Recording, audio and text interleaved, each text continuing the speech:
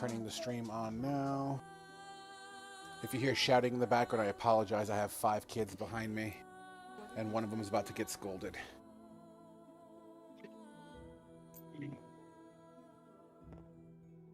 Okay. Hi, guys. Go sit in your bed. Last, we left off leaving the town of Beaton, heading south on a journey, coming across some bumps in the road and some abnormal behaviors from fellow travelers, ambushed by a group of these tar-covered druids, for lack of a better way of explaining it and to save time. Exiting the vehicle to assist with that battle, Jaeger comes out, who now seems to show signs of some sort of corruption, winds up digging into Fedivin's back, stabbing him straight through and through. Surviving the attack, Raven, in a sign of mercy or duty, takes his Jaeger's head and rakes it practically 180 degrees backwards, killing him instantly. After a small burial ritual ceremony of sorts, you guys make your way further down the path, which eventually splits into a lefty and a righty. You take the righty towards the river being 300 feet wide, roughly. Water frigid, as the air temperature does tend to chill the further south you go in this situation here. After kind of conversing amongst each other during that time, you feel this massive amounts of pressure, boom, just bang on you, almost all simultaneously, as none of you guys saw it coming.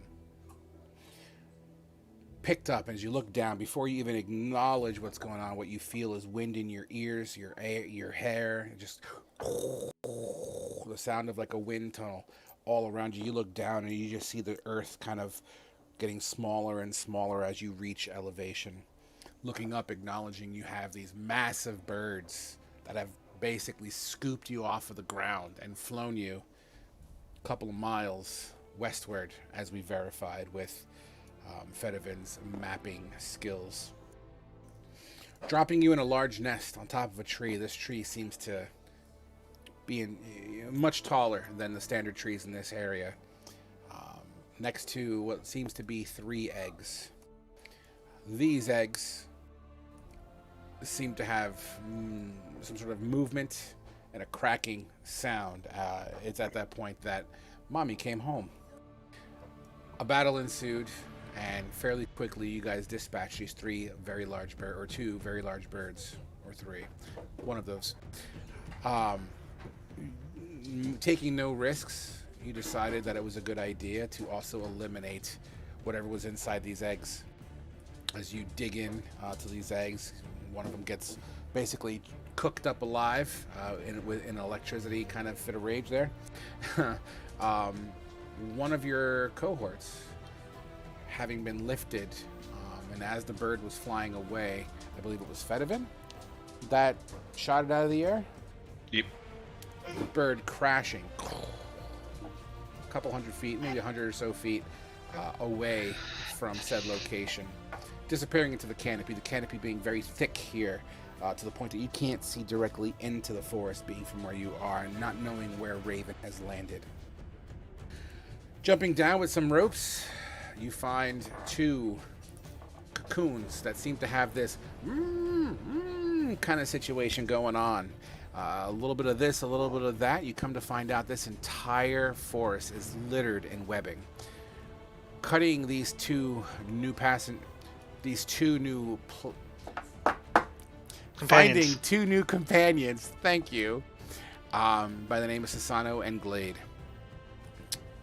Instantly, you are in a situation of life and death where you need to fend yourselves off, and defend yourselves, rather, amongst a whole slew of very, very big spiders.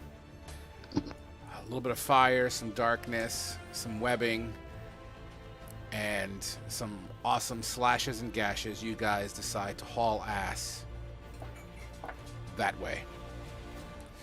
And while hauling ass that way, after about 30 minutes or so of complete sprinting and jumping over logs and dodging under branches, eventually the webbing gets thinner and thinner and thinner and thinner.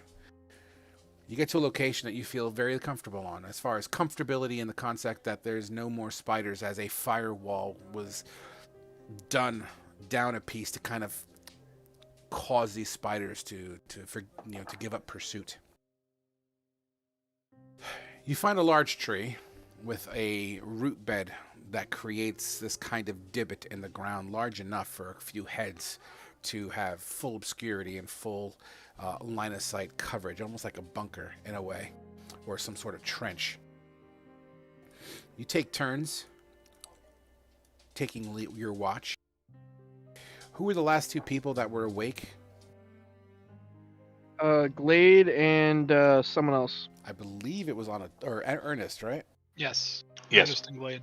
Okay.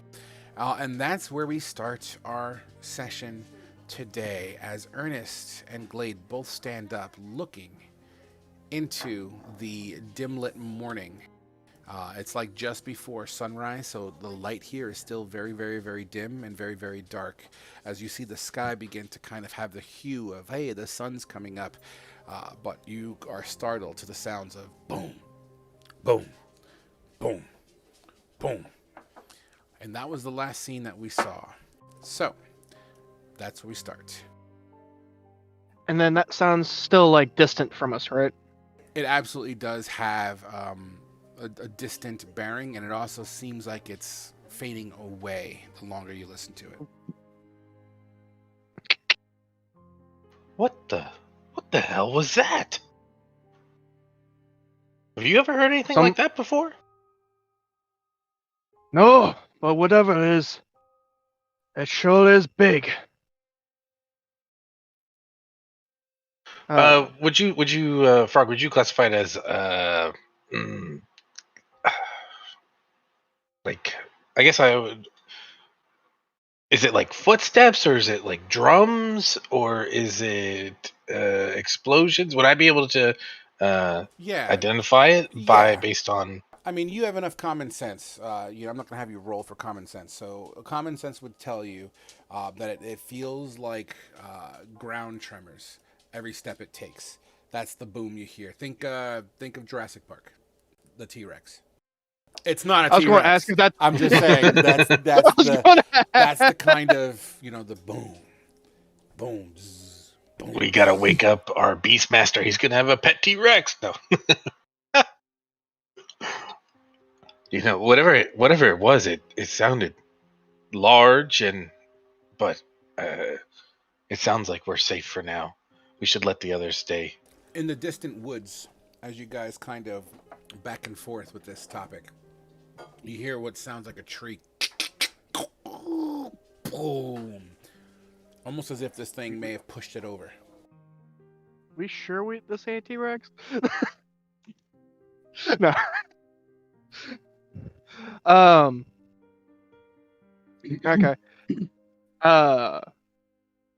Okay. What's your character's name again? Sorry. Ernest. Ernest? Yes. Okay. Hey, Ernest. Should we wake up the others? No, from what I can tell, it seems as if it's fading away from us. But if it does sound like it's heading this way, I could use my shadow abilities to hide us from potentially being discovered. Glade's just going to kind of like glance over you, like not really sure, like has that kind of like puzzle look, but just nod his head and like he understands what you mean. As you continue to converse, as you have maybe 1 hour left before the long rest takes effect, you can see your breaths in the early morning light, the silver twilight time. The sun hasn't quite fully crested over the Whitestone Mountains yet, but you can definitely start to see the silhouettes of the skyline through the certain cracks of the trees. Occasionally, you'll start to see not only your breath between each other as you feel the cold kind of give you some degree of goosebumps, even with your warm clothing on. It's still cold.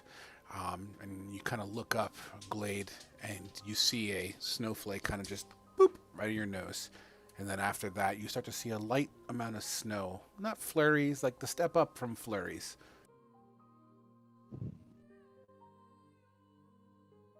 Yeah. Let's go and kind of like do that brush on his nose after a little bit lands on it, and just kind of look around a little bit just as it snows.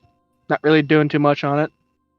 The forest itself is still as the grave. It's silent. You don't even hear birds chirping right now. If you listen hard enough, you could even hear the flakes tapping on leaves.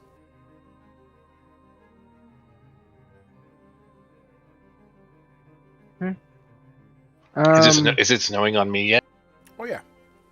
Oh, I'm just sitting there with my mouth open wide, just taking it in. You know what? Let's have a little flavor here. Roll me a straight dex. Or Don't eat the yellow snow. Roll me acrobatics. Acrobatics, okay. You have to catch the snowflakes. A 10. A 10? You catch one. You're kind of like, and you're not quite getting every single one, but you're getting one here and there. I love the snow. It's my favorite type of weather. You start to see the snow collect on your sleeping friends as well. I guess, is there any of like the kindling or anything left over from the fire? I mean, you're in a forest. There's killing out the ass here. Okay, fair enough. I guess I'll go to grab some of the kindling to start a fire and use the create bonfire to kind of like snap it alive once I get some kindling together. Absolutely. As it starts to snow. The sun is just starting to peak over the mountain ridge. And that little sliver of direct sunlight is starting to kind of illuminate some of the ground here. As you hear the flint kind of starting this fire, Susano, you're the first to be awoken by this noise of Glade starting a fire. Susano jumps to his feet as quickly as possible, grabbing his sword, thinking that there is a fight going on. What is this? What is going on?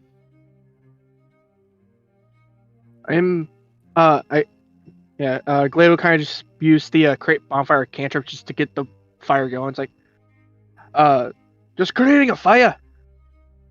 Oh, It's starting to snow. I do apologize. It sounded like fighting. I'm still not used to quietness. Man, you sure one funky fella. Jeez. Having been in war constantly, it does things to you. You know, a soldier like yourself would really enjoy some of my wine. Just saying. Have you ever heard of sake?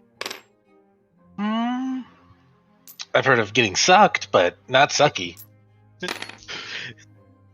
Sake is basically a rice wine. You should look into it. It is very subtle. It is relaxing. Used to have it in the war. Can't find it anywhere. Would you perhaps have seen someone make it? Maybe with your knowledge and my skill, we could maybe recreate something. I can think about it and see if I can help you recreate it. But as far as seeing the process as in front of my eyes, I do not know.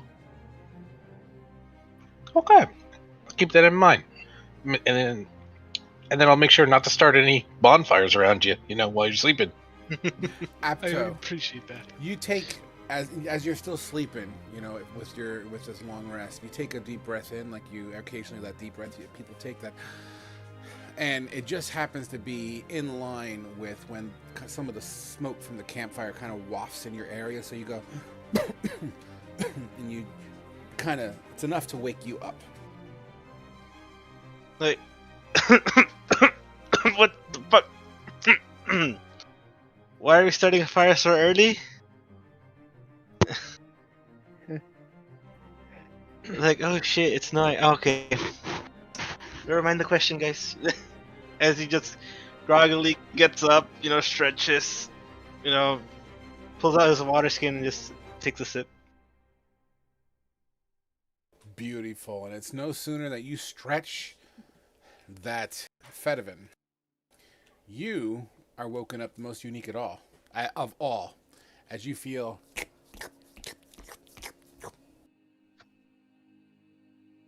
Is that you? No, it's me. It's the big cat. Get off me!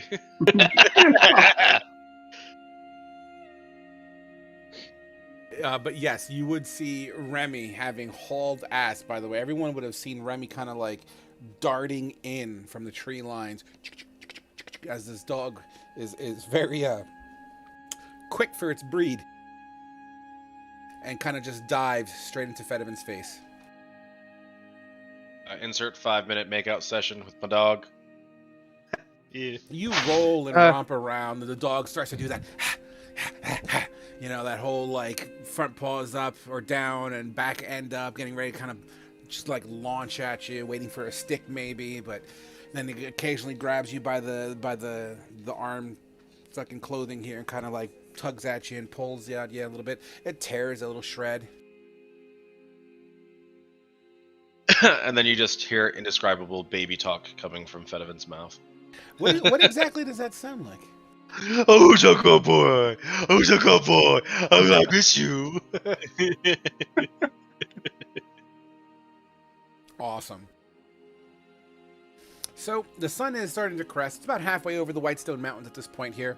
The sky itself, you can occasionally see a nice puffy white one. However, the flurries are still very much a thing. Probably drift off from the higher winds, maybe pushing it from the southern lands. You all feel at different times of this morning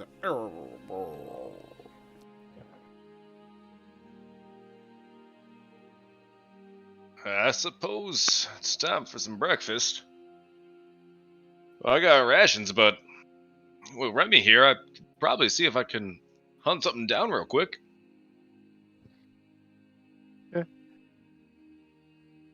Sounds like a good idea to me. Let me ask you something. How did you get Remy to be able to find you? I really got to teach David to do that. Remy's been with me since I was a little boy. We just have a bond. Shit, I just bought David like a week ago. There's no way. Probably not, but you might get there one day. I can assist if you need some help trying to hunt something down. Oh, that's all right. We'll make quick work. If there's No, anything around. I'd really like to take a walk with you. You know? I think I'm good. All right. Well, Thanks, though. I'll sit here and, talk. I'll start getting the pan ready. You pull the pan out of your bag as Fedivin kind of stands up from his little slumber there. He's got a couple of leaves attached to his pants and the side where he was leaning on. He kind of dusts it off. Sasana, what are you doing right before Fedivin gets ready to go hunting? I would be brushing off the snow off my robe, my hat, and then in a deep thought, thinking about whether to offer to sharpen the other's blades. Absolutely. Now the snow itself, it's a light dusting. It's not like a full-on inch or so, but it's got that pre-layer of snow before it gets bad. As you offer your services to anyone around, as you see Fedivin grabbing his bow and getting ready to sling it onto his back. Before you leave, Fedivin, would you like me to sharpen your rapier while you're away? Oh, what good it'd do me. I don't even know how to use this damn thing. A sharper blade is better than a dull one. Like, you stick the pointy end onto the enemy. After says, is he still taking out like the cutlery? Thanks, Sano. I'll be good though. Fair enough. Forge, you see everyone prepping, getting ready to go. You see Ernest talking to Fedivin as if he wanted to go out and help him, which Fedivin turned him down. What's Forge doing at this moment? Do you mean Glade? Oh, fucking shit. Glade. Sorry. I mean, you're still accurate, but I was assuming as much. Yeah, I guess Glade's just going to kind of like tend to the fire, I guess, and just try and make sure it finding some extra kindling and I guess some small branches to start getting the fire to stay alive without any worry. Sure. Some of the kindling you grab has a small chunk of snow here and there on it, and as you throw it on the fire, it creates kind of like a white smoke, and it's gentle as it kind of starts to peer through some of the branches. The light coming from what little sun has crested over the Whitestone Mountains, you see the sun rays hit the smoke, and it's pleasant as it also highlights many of the flakes that come around. You hear a gentle snap, crackle, pop as the humidity that's inside this kindling starts to evaporate and pop its way through the bindings of the wood molecules.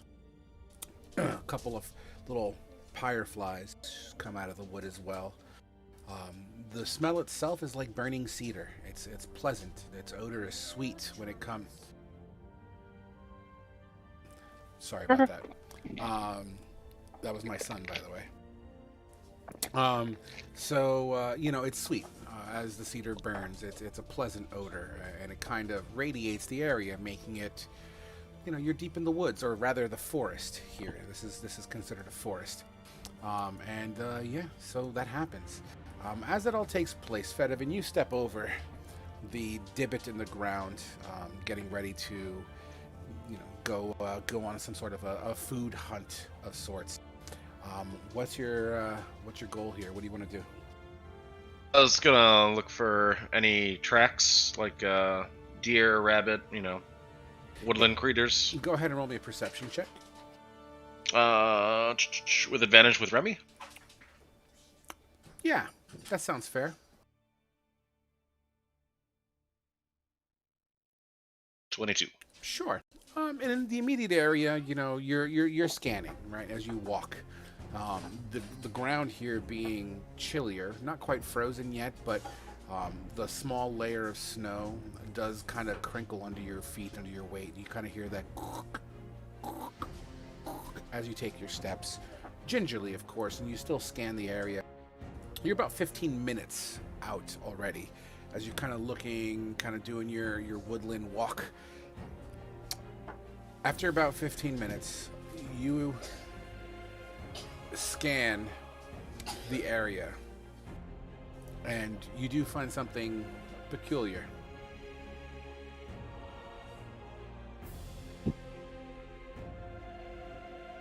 I'm assuming you go to it. Oh, sorry. I thought that might have been a character introduction. No. I'll stealthily approach it as much as I can. Sure. You make your way up to it, and the first thing you see is what looks like a tree that's been speared over, just pushed over under brute strength. It's the fucking trunk itself literally pop snapped, and there's splinters jetting off of the tree itself. And just beyond the other side of that, as you kind of look around, as this does, catches your eye, because it's a fresh tree fall, and the splintering looks different than any normal tree falling down. You look on the other side, and you find yet another footprint that has the shape of the same shape as before, what looks to be chicken-like in nature. Shit. Guess we didn't fly far enough from this motherfucker. Is that... Since I looked at the map yesterday and was kind of planning where we should go, is that in the direction that we need to go? Yes, you're heading in that direction, correct. At least well, first of all, the prints seem to be going in that direction, be it not directly south, but closer to the tundra. Okay. Shit. Can I see if there are any claw marks on the tree? As you inspect, go ahead and roll me an investigation. Fuck it, let's get the shitty rolls out of the way.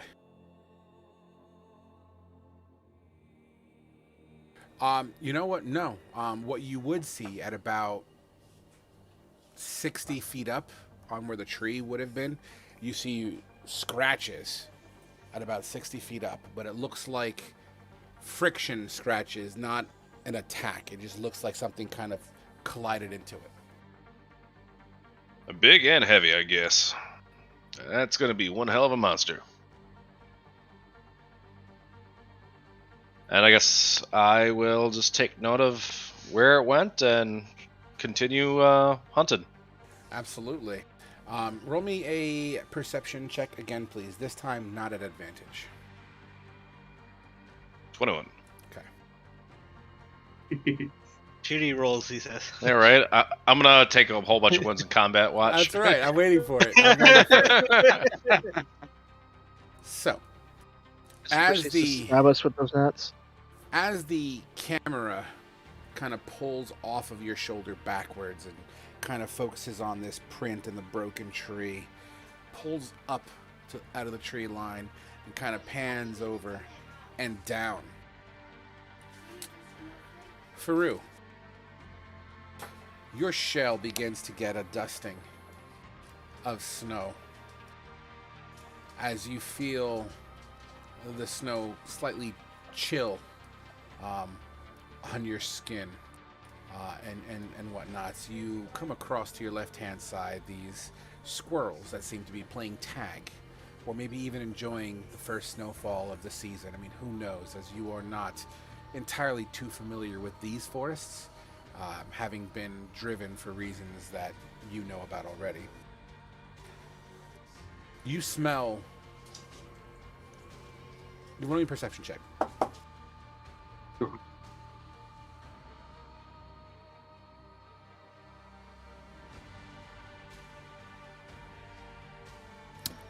You smell earth and snow as you continue to march your way deeper into the woods.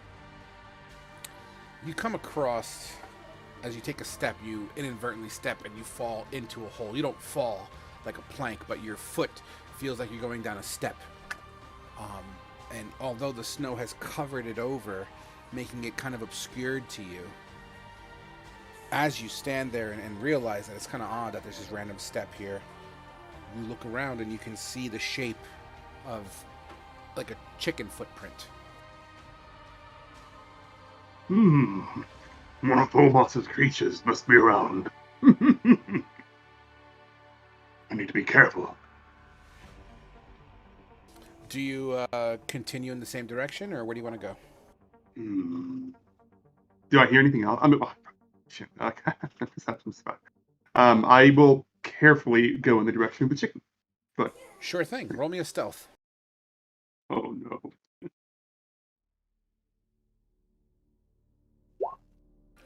You follow for about another 10, 15 minutes or so as, you know, as you're passing by and following these footprints. These footprints are literally like 10 to 15 feet, like, from each other as far as the, you know, stepping gait is concerned. You do see the occasional tree banked over.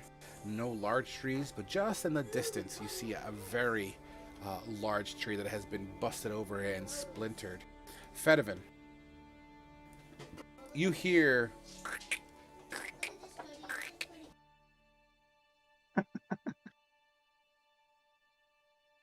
I will draw my bow, notch an arrow, and look that way. You draw your bow, notch an arrow immediately. Faru, what does Fedivin see?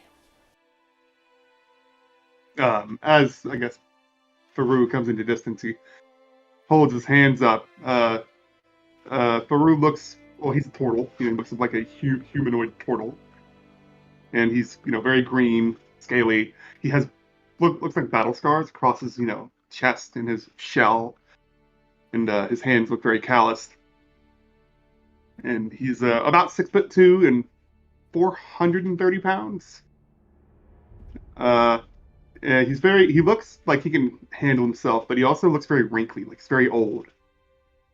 His robe seems very religious in nature, and you see like beads around his wrist that might symbolize some sort of religious symbolism, like holy symbol thing. And he holds his hands like, Ho there, friend. Oh, come in peace. No need to be dangerous. Where the hell are you supposed to be anyway? Oh, I have totally forgotten to introduce myself. My name is Fae Touched. I'm a turtle from these, well, not these forests, but forests far away from here. I seem to have gotten lost on the trail. I found these. It might be some creature. I was just trying to follow them, and then I found you here. You're trying to follow this thing? In a way, Fomas works in mysterious ways. She leads me to all sorts of creatures, and today she has led me to you. Well, I don't know anything about that. You're quite the interesting fella. What are you doing out here anyways? Oh, I've been living in, the forests around here for many decades here. I'm getting quite old, and I can't fight like I used to, but I'm just traveling around. I was forced out of my forest. These vile things trying to burn my house down. But I have nowhere else to go. So You looking for food or something? I'm looking for a home. Not food. I have plenty in my pack. And he points to his backpack and, taps on it. Well, I can bring you back to our campsite. I don't know much about you or what you are or anything, but maybe Ernie might know a thing or two. Well, if you are friends of life and surviving, then I will be your friend too. For the goddess wills it. Come, let's go. And he just, All right. starts walking nonchalantly along with you. Just make sure you give me a wide berth. Remy, keep an eye on him. Remy would quickly go up to Faru and start kind of sniffing his knee. Doing that curious... Oh, beautiful creatures, aren't they? Fomas gives us so many different lives. You're not gonna eat him, are you? No, not today, of course. No, but I've never had. What is this again? Not today. You caught that too, right?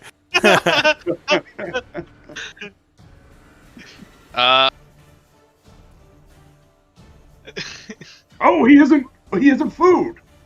What was it you said? I apologize, really. Creature, come. Remy, get away from him. Tell you what, Remy will lead the way and I'll watch your back. So do you... I used to be... Oh, go ahead. Sorry, I apologize. No, it's fine. Go ahead. Are you heading back to camp? You're gonna forego the hunting? Yeah, I'll just head back to camp. Yeah, I guess Okay. I'll head with them. Sure. You guys converse on the way back to camp, retracing footsteps as at this point there's about half an inch of snow on the ground. Enough to make the entire ground fairly white, the occasional branch jetting out from the ground, couple of patches of leaves that are still, not fully covered up, so you see some of the earth breaching through here and there. Some of the trees that are tilted have that little icing layer of snow as it starts to collect on the kind of the ragged bark locations. As you guys walk, we're going to pull the camera away and get to town, starting with Ernie. You smell the burning cedar. You see Sasano diddling with his sticks. His knives, his blades. You got Apto kind of looking like he's getting pots and whatnots ready to go. Some eatery or cutlery. What's Ernie all about at this moment? Just getting impatient.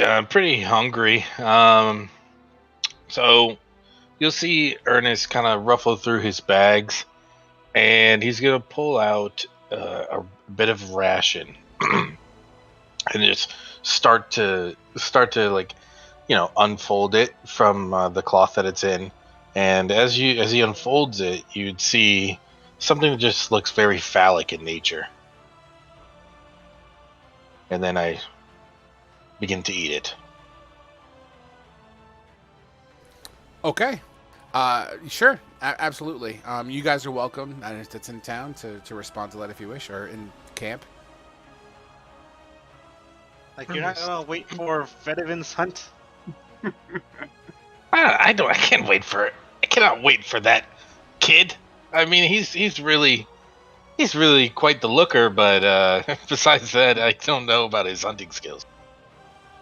Like, after we'll grab his stomach, you're right, but I kind of want fresh meat, so I'll wait a little bit longer. Are you sure? I've got some cow cock here for you. Can we cook it in the frying pan?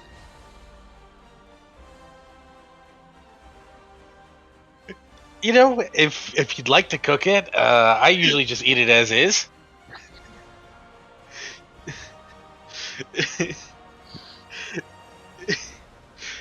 Yeah, let me go look for some seasoning, and then we'll cut it and cook it. Sure, and it'll go great with this beef tongue.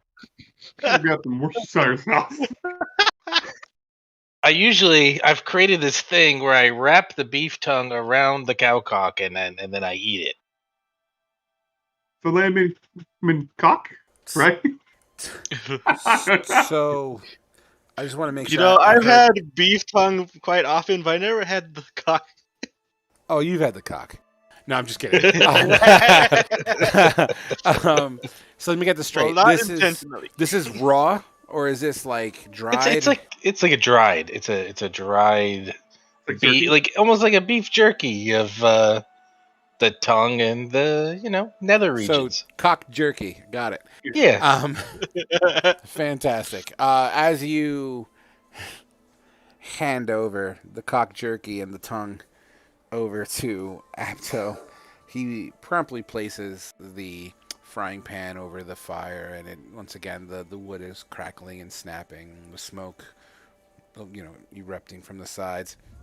The skillet, being hot as it is, tosses the tongue and the cock on the fire. It promptly sizzles as you smell the aroma of this dried meat begin to crispinize and pan fry. Apto pulls out some seasonings to kind of, his little touch. So, Apto, are you proficient with cooking? Fuck no. I was in the military. They've had us like grog or whatever. So, do you have any kind of, outside of the frying pan, do you have like cooking tools? No, I just had basic cutlery. Okay. Why don't you roll me let's just go with survival with disadvantage. Survival with disadvantage. Survival.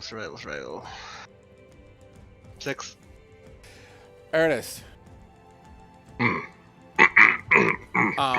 Ernest, you see Apto like, yeah, but what you see is he's fucking this up, man. It's so bad.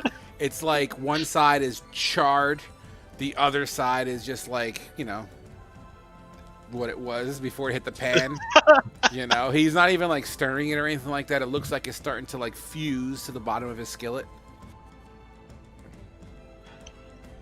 Wow, I have seen some amazing chefs in my day, and by God, that looks amazing! You should definitely get the others to eat that.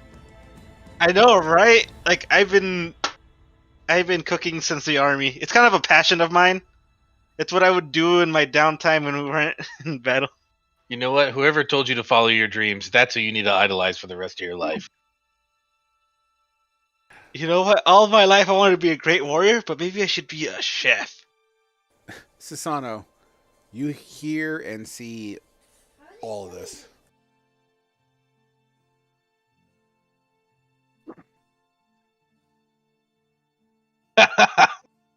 Come on, take the cow cock out of your mouth. So, Glade also seeing this at the fires, going kind of look between them and go, It's kind of fucking hell, and just turns around, and just kind of walks off. Okay. So Sedano sees them cooking and talking and notices what's in the pan. I will have to pass on that. I do not like whatever that is. I will wait for some fresh meat, and hopefully that will not be charred. Then walks back to the tree. Like, charred is just a little crispy. Leans up against the tree, puts his hat down. That is not crispy. And then begins to wait for Fedevin to come back. What? Yes, it is. You should definitely try that. That looks amazing. I would definitely try it, but I am full. So, Susano, please. Like, what are you, a noble? And Abdo just cuts it in half and hands it over to Susano. So, Susano, in Apto's furry palm is this half of a horse cock or cow cock, right? And it's literally like crispy on one side and chewable on the other. It's not even like equally seasoned, you know. It's I guess it's edible. I guess it's edible. Come on, it's good. Trust me. As Abdo just takes a giant bite out of it. Abdo thinks it's the best thing in the world. Susano, as you see Apto take a bite, you literally see his teeth sink into the top half, and then when he gets to the bottom half, he goes, and he has to like crack, and he's just chewing it. It's like he's chewing into like stale burnt toast, like that kind of crackly, kind of snapping sound. Oh God. Oh, frog. I Susano was takes the best cook in my regiment. Everyone loves my cooking. Susano takes his hand, gently pushes it towards Apto's hand and pushes it away. I'm going to have to pass. But you know what? If you can get Ernie to try it and, maybe spice it up, I might try it. You want me to add more salt to this? Yes, but Ernie has to try it first. As this conversation is happening, I'd like to move on to two topics real quick. Out of character topic number one, that moment where frying up an imaginary horsecock provides 15 minutes of RP. Thank you, Dungeons and Dragons. So, going back into character, as Glade, you kind of huff off. You kind of start walking in the direction that Fedevin had left, leaving these guys to quarrel amongst themselves about terrible horsecock or cowcock. You step out of the bunker or the trench that you guys decided to utilize as your camp. You put your hands on your hips. You kind of look around, and the snow's still falling as it was, and just out of kind of like the peripherals of your eye, you see a turtle making his way towards you. He's about 150 feet away. I see a what? A turtle. Sorry. A turtle? Oh, okay. Do I see oh. Sorry, I'm bad of names right now. Yeah, Fedevin. Yeah. Do I see him with the turtle? You don't see Fedevin as out of character. He's kind of directly behind. Well, the line of sight is the turtle's massive Gotcha. body. Yeah. But you do see Remy kind of jumping around this turtle. I guess Glade will kind of turn over towards them, not really sure like what's going on, as he'll just kind of wait for them to get closer, just kind of like standing there, not sure what to do. Because he sees Remy, but he doesn't see Fedevin, but he sees the random ass turtle. Correct. That's Remy. 100%. Yeah. So yeah, he's going to kind of just like stand there awkwardly, like looking at Remy, and then kind of looking at the turtle and going, "The hell." As you are doing those actions, what does the turtle see as he clearly sees you as well? Just sees a big ass fucking like red dragonborn of charcoal black scales here and there. Just kind of standing there, like just staring him down with Remy next to him, I guess at the moment. Hands kind of like not like grabbing the hammer, but kind of like resting on the head of the hammer on his hip. Not sure. Yeah, that'd be about it. Absolutely. As you see this dragonborn kind of doing those actions, the fuck's your name again? Yondu? Shit. Faru.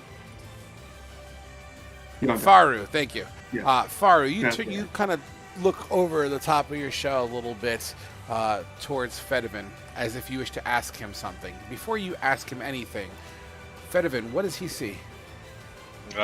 He sees a human boy, late teens, standing about 6 feet tall, completely head to toe drabbed in like ranger gear of maroon color, and kind of like roguish black leather. You'll see him pointing a longbow at you that looks like it would be pretty high quality if it wasn't pretty busted up and like looked like it was retwined pretty horribly. Where did you get that bow, boy? It looks like something from maybe a few decades old, huh? Maybe a family heirloom. Yeah, you don't talk about my family. Keep walking there, creature thing. Okay, no harm done. So I guess I'm just gonna, keep walking to the dragonborn. Absolutely. I'm gonna wait. You said I'm 150 feet away. Roughly, yeah. The exact Okay. measurement isn't really all that. Yeah, it's about 150 feet-ish. I can't wait within then. Did you say you went to go get the rest of the crew, Glade, or you were just chilling? No, I was just kind of chilling there, like not sure what's really going on, because like I saw Remy, but didn't see Pedivin. Gotcha. Absolutely. So it's that whole like not sure what to do, kind of like hands on weapon, but not fully grabbed it. Yeah, I gotcha. So as this turtle makes its way closer to you, the Fedivin starts to kind of bleed off of the side, and you can see Fedivin maybe about, what would you say, Fedivin, 10, 15 feet behind? About like 15 feet. Okay. And you do see a bow drawn. Yeah. Is everything alright, Fedivin? Well, this is what the hunt resulted in, and I don't know, he seems nice enough, albeit a bit strange. You went out for food and you came back with a turtle? I don't know what the hell this thing is. If that's what it says it is, I guess it's a turtle. I don't want to brag, but I've been alive for about 50 years. Of course, that's what people called me, especially since I've been a wee tadpole. But don't worry, I think we can all be friends. Be very nice to one another. I have food in my bag if you are hungry. I've whipped up an amazing bug soup. So tasty. Yeah, Glade, I'm gonna leave this one here with you. I'm gonna go get the rest of the guys. I'm gonna keep Remy away from him too. As Pedivin goes to kind of walk past me, I kind of like put my hand on my shoulder to stop him. If they offer you food, just say no. It's like he has like a disgusted kind of like worried look in his eyes as he says this to Pedivin. As you grab Fedivin's shoulder, Fedivin and Faru, haven't quite memorized your name yet. Fedivin and Faru, you would smell the aroma of, I want to call it cooked meat. No. Charred meat. Charred meat. Crispy. Yeah, like on the barbecue when you cook the burgers too long. Yeah. Yeah. That charred meat smell. Yes. As I walk up, who is eating it? You walk up and you see Abta fucking rocking it. And I see what it is, right? It's not. No, because it's cut in half. It no longer has its shape. Half of it's burnt down. I mean, it's definitely looks like a charred banana. Fedivin, you're back. Here, you should try this. It's amazing. Like it burned it to shit. I crisped it a little bit, but you don't I like w- crispy food? I would not do that. Whoa. That's not burnt. That is extravagant. I mean, that is the best thing I have ever seen. Oh my goodness. Then See, why don't you take a even bite of Ernie it? agrees with me. He thinks I should become a world-class chef. I'm going to raise an eyebrow. Roll persuasion. Who, me? Yeah.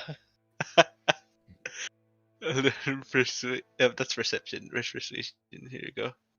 13. Yeah, I'm not touching that. Awesome. Your loss. As he takes another bite. Byron's gonna walk up and be like, "Oh, what is this food out here? Awful You know- bugs and leaves in the forest." As Apto's chewing on it, it's like, so this is the result of your hunt? You're like, I've never had turtle before, just like expecting him. As you say that, what exactly does Faru see? Minus you chewing on really charred meat. He sees Questionable a 6 meat. questionable meat. He sees a 6 foot tall leonin, golden mane, just like brownish fur, Gamazon, because instead of his Shamel lying by his bed, just chewing on his jerky, just eyeing you up and down, like, I think if we slit like right here. As you continue to scan the area, you would make eyes on another particular individual who has a interesting. I'll let him describe. Ernie, what does he say? He sees a 5'10", about 170-pound human male with glorious dark and rich black hair with a matching beard, with a gold diadem on with a black gem in the center of it. And he would look to you and he would say, "No fucking way. Wait, a turtle? Wait. Guys. My mentor was a turtle. Wait, do you guys maybe do you know him? His name is Defrondier. Have you ever heard of him? He's by far the smartest, most knowledgeable in the arcane arts I've ever had the pleasure of working with and meeting. Have you ever met him?" Very funny. I've been living in a forest for about 40 years. I haven't met a single fucking soul in a long time. What? That's amazing. Thank you. But wait, that means you've never had the pleasure of trying my wine. Oh my goodness, and he puts his hands on his hips and he goes, "I am Ernest Luckstrom, proprietor of Ernest Luckstrom Wines and operator of one of the Firefly Guilds. It is so nice to meet you. Wow, I see you've had the displeasure of meeting Fedivin. The guy's a real sourpuss, but you'll get to know him. He's not too bad. He's probably a bit cautious, but you know what? I've seen a face like yours. I mean, Defrondier never could have done me no harm. I am not threatened by you one bit. No offense, but I am very excited. Defrondier's gonna love hearing this story." Like, wait. So are we gonna cook him or not? No, you don't cook them, you fool. Oh, okay. You learn from them.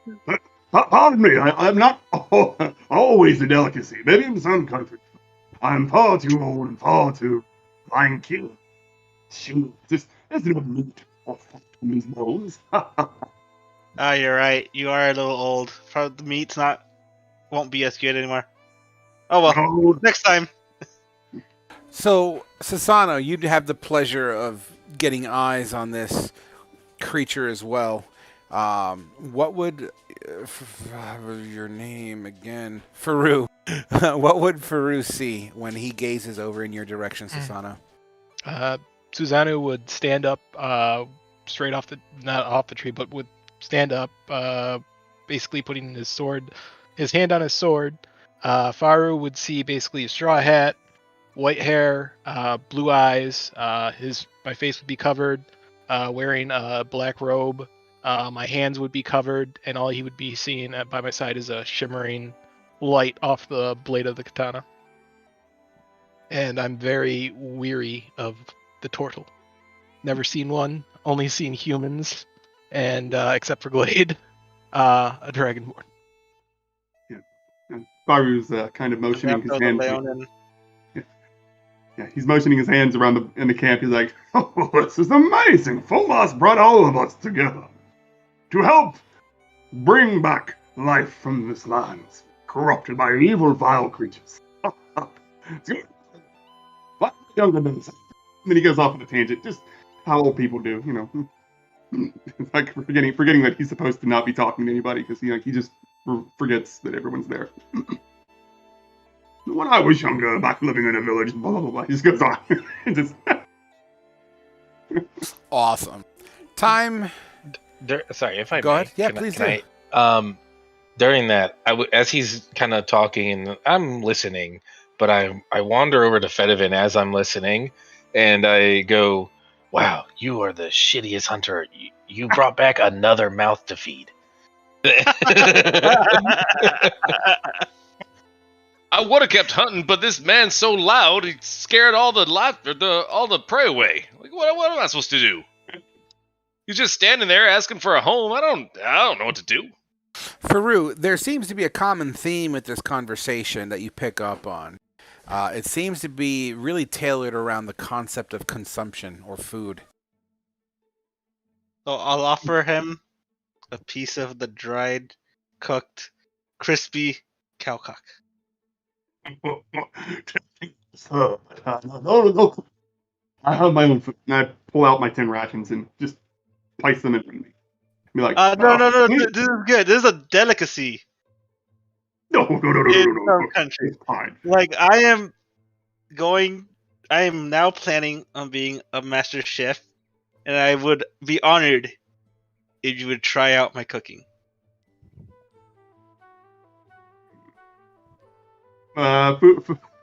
For trying to politely say no. He's like, well, I tell you what, if Fulmas wills it, I will eat it. Nope, got nothing.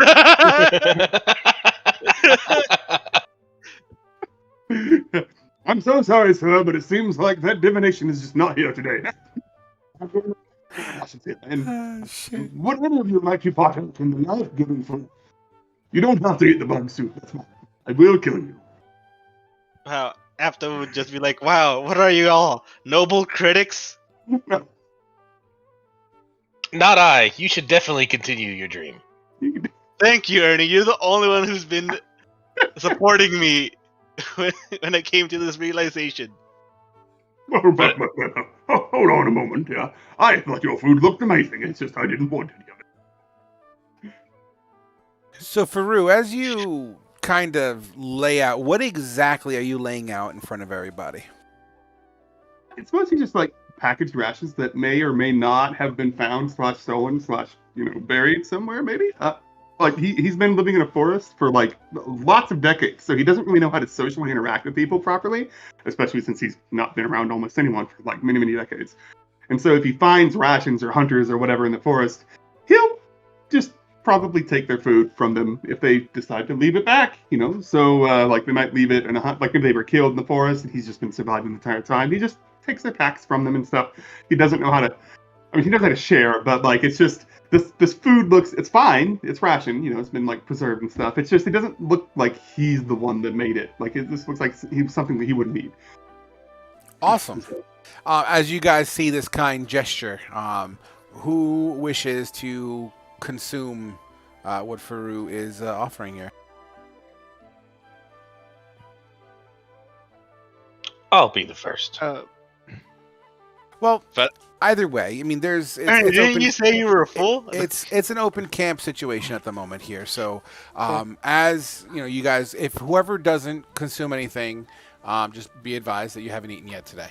But I'm going to say at this point, with all the conversations, the meet and greet that's going on, the sun has fully risen over the distant Whitestone Mountains now, and light is definitely a thing here.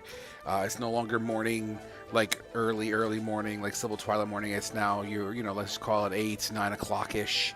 Sun is up. You start to see birds begin to kind of jump from branch to branch above you. Sparrows, red robins, that kind of thing. Snow still happens to be going. What's the plan, guys? Susano walks up to the rations, says, "Thank you, I will try." Reaches down, grabs one, opens it up, pulls down his mask, which he then, Faru would see is that he's got dark skin, looking like a drow, but he's actually a half-elf with a drow lineage. But I'm not sure if Frau can determine that. And he could clearly see the blue eyes.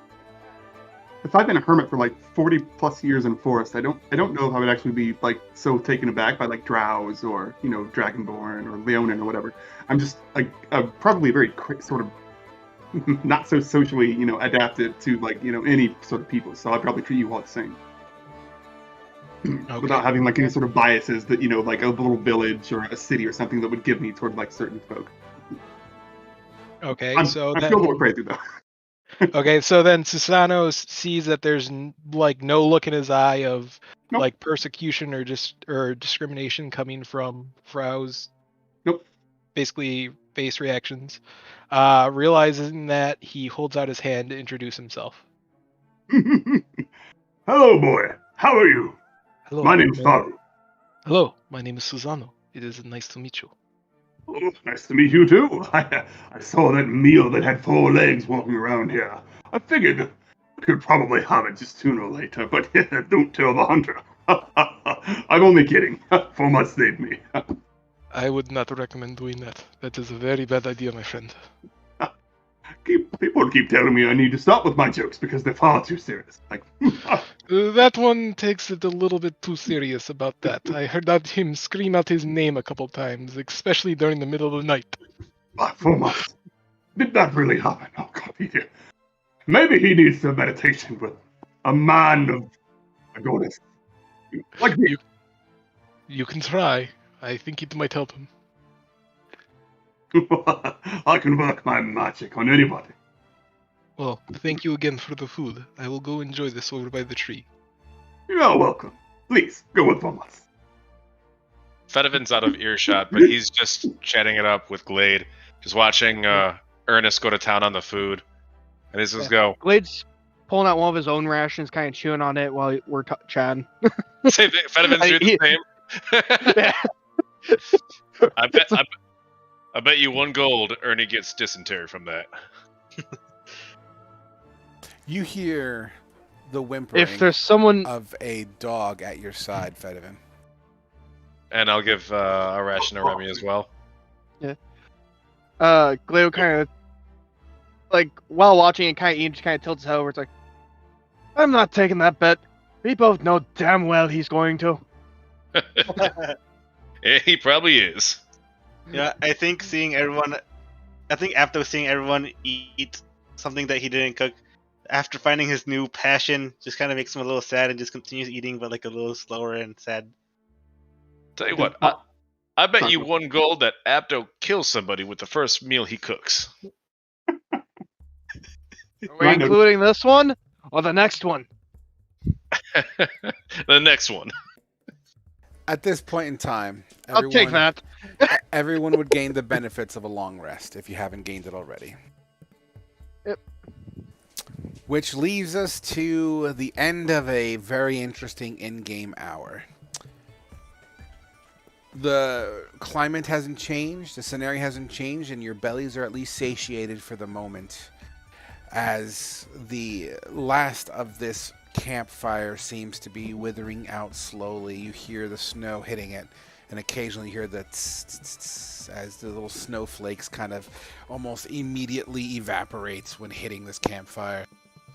The smoke itself starts to simmer down a little bit, although still trailing in the air. It's significantly smaller than it was an hour ago. You guys look at each other. get familiarized with each other's presence. What's the plan, guys? Is everyone still okay with searching for Raven? Yeah, after we find Raven, we've also got to go find David and Old Faithful. Who are these people? Oh, David's my miniature pony. David? Yes. His name is David Hasselhoof. Amazing. Every time. Sorry. I just love that fucking name so much. He is my main assistant in my wine traveling adventures. He carries a small cart behind him that holds my bottles, and then when I have the chance to fill up again, it'll be quite the night. I slowly walk up to him, put my, big clawed, hands on him, and like, if Fomas wills it, you will find your Hasselhoof. I've heard he is a true survivor. He's got Old Faithful with him. I'm sure he'll be fine. The two of them together are unstoppable. So to be clear, they were still attached to the wagons, right? No, we ditched the wagon. Yeah, we ditched the wagon to Fort John. Yeah. Okay, gotcha. Just making sure. All right. Fantastic. So, I need to know where you guys are headed out of character. So, what's the dilly, yo? I'm going to, I guess, lead the party to the last known area where we think Raven might be, and see if me and Remy can pick up his trailer scent. Sure. I would say as soon as we start to look like we're heading back towards the spiders, I would immediately say to Femi, I was like, hey, are you sure we should go back where the spiders are? Yeah. I mean, we can. Sorry, go ahead. I mean, no. Speak up. I mean, I don't think it's a great idea. Maybe we can get around this somewhere. I mean, we can see where the webs start. We'll try circling around. Fire is taking a little time away from the group to pray with himself, like to his goddess, sorry. And he's not really paying attention to what they're doing, but he is going to follow the group at some point. Lugano agrees with Fedevin. We could easily make our way around the forest. Not even have to go through the middle of it where the spiders are. We could just go around the sides and go to the right direction. I'm just not ready to give up on Raven just yet.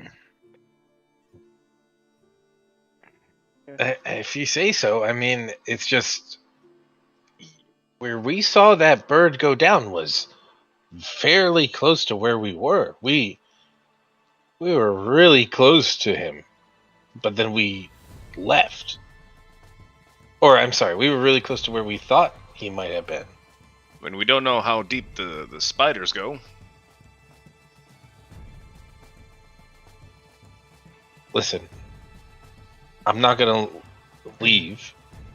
I will follow where you and the others go, but I just don't think it's worth risking our lives to go back at this point. Look, again, I don't want to give up on him just yet. How about we push on, and if it gets too hairy, we get out. Not even if it gets too hairy. If it starts to look like it's getting hairy, if it has a little bit of a 5 o'clock shadow, we get out. All right, I guess. And you'll just start cracking my neck and loosen up my shoulders. All right, let's get this. Let's suck today's dick, huh? That is an interesting expression. What's up, Glade? This is okay. So before we get going, cause you said we get the long rest, Frog. Is this the second half of the long rest or the first half? You would have gotten the entirety of a long rest. Okay, I'm just checking because of how the long rest works now with health pool and how we regen health now. That's what I was want to check with. Yeah, regardless of what. Oh, because you will gain the benefits of the entire long rest. So however you wish to mathematically equate that. Yep, that's all I was wanting to verify to check. Absolutely. Thank you. So you guys begin to head back east, to northeast, in the general direction where you guys ran from the previous night or the previous day. You recall that you guys hauled ass about 30 minutes minimum away from where you were. Fortunately, the tracks are still fresh. The snow has covered it up a little bit, as it was not snowing yesterday. But as the snow kind of covers up, you get closer and closer. You guys are traveling. Mind you, were sprinting 30 minutes. You've only been walking 30 minutes, so hypothetically about half of the way there, and that's where you start to see small inklings of webbing begin to disperse around in trees, in canopy. Everyone roll me a perception check. Oh no. Core. Hey, let's go. Wait, throw, right? I got 17, alright, that works. No. Beautiful. You're walking, and at one point as the snow kind of collects on webbing, some of the webbing may look like parts of the branches, as as Apto is kind of like, don't step there, there's kind of guiding as he seems to have a good fix on where all these webs are, preventing you guys from getting stuck. Another 10 minutes pass, and it begins to get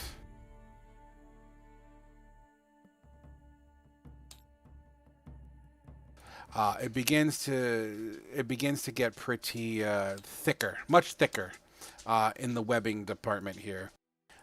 You don't see any creatures at the moment. You do see cocoons. You do see random cocoons that, some small, some large, some even larger than large. They seem to be really well wrapped together. Do any of them look about the size of Raven? Due to the vast variety of sizes, it's within reason to imagine that, there are different sizes. That's all I'm going to give you. Remy smell around for Raven's scent, since I can communicate with Remy and tell him to search for a specific person. Are you able to do that? Is that one of your abilities with him? Yeah. Can you link that for me, please?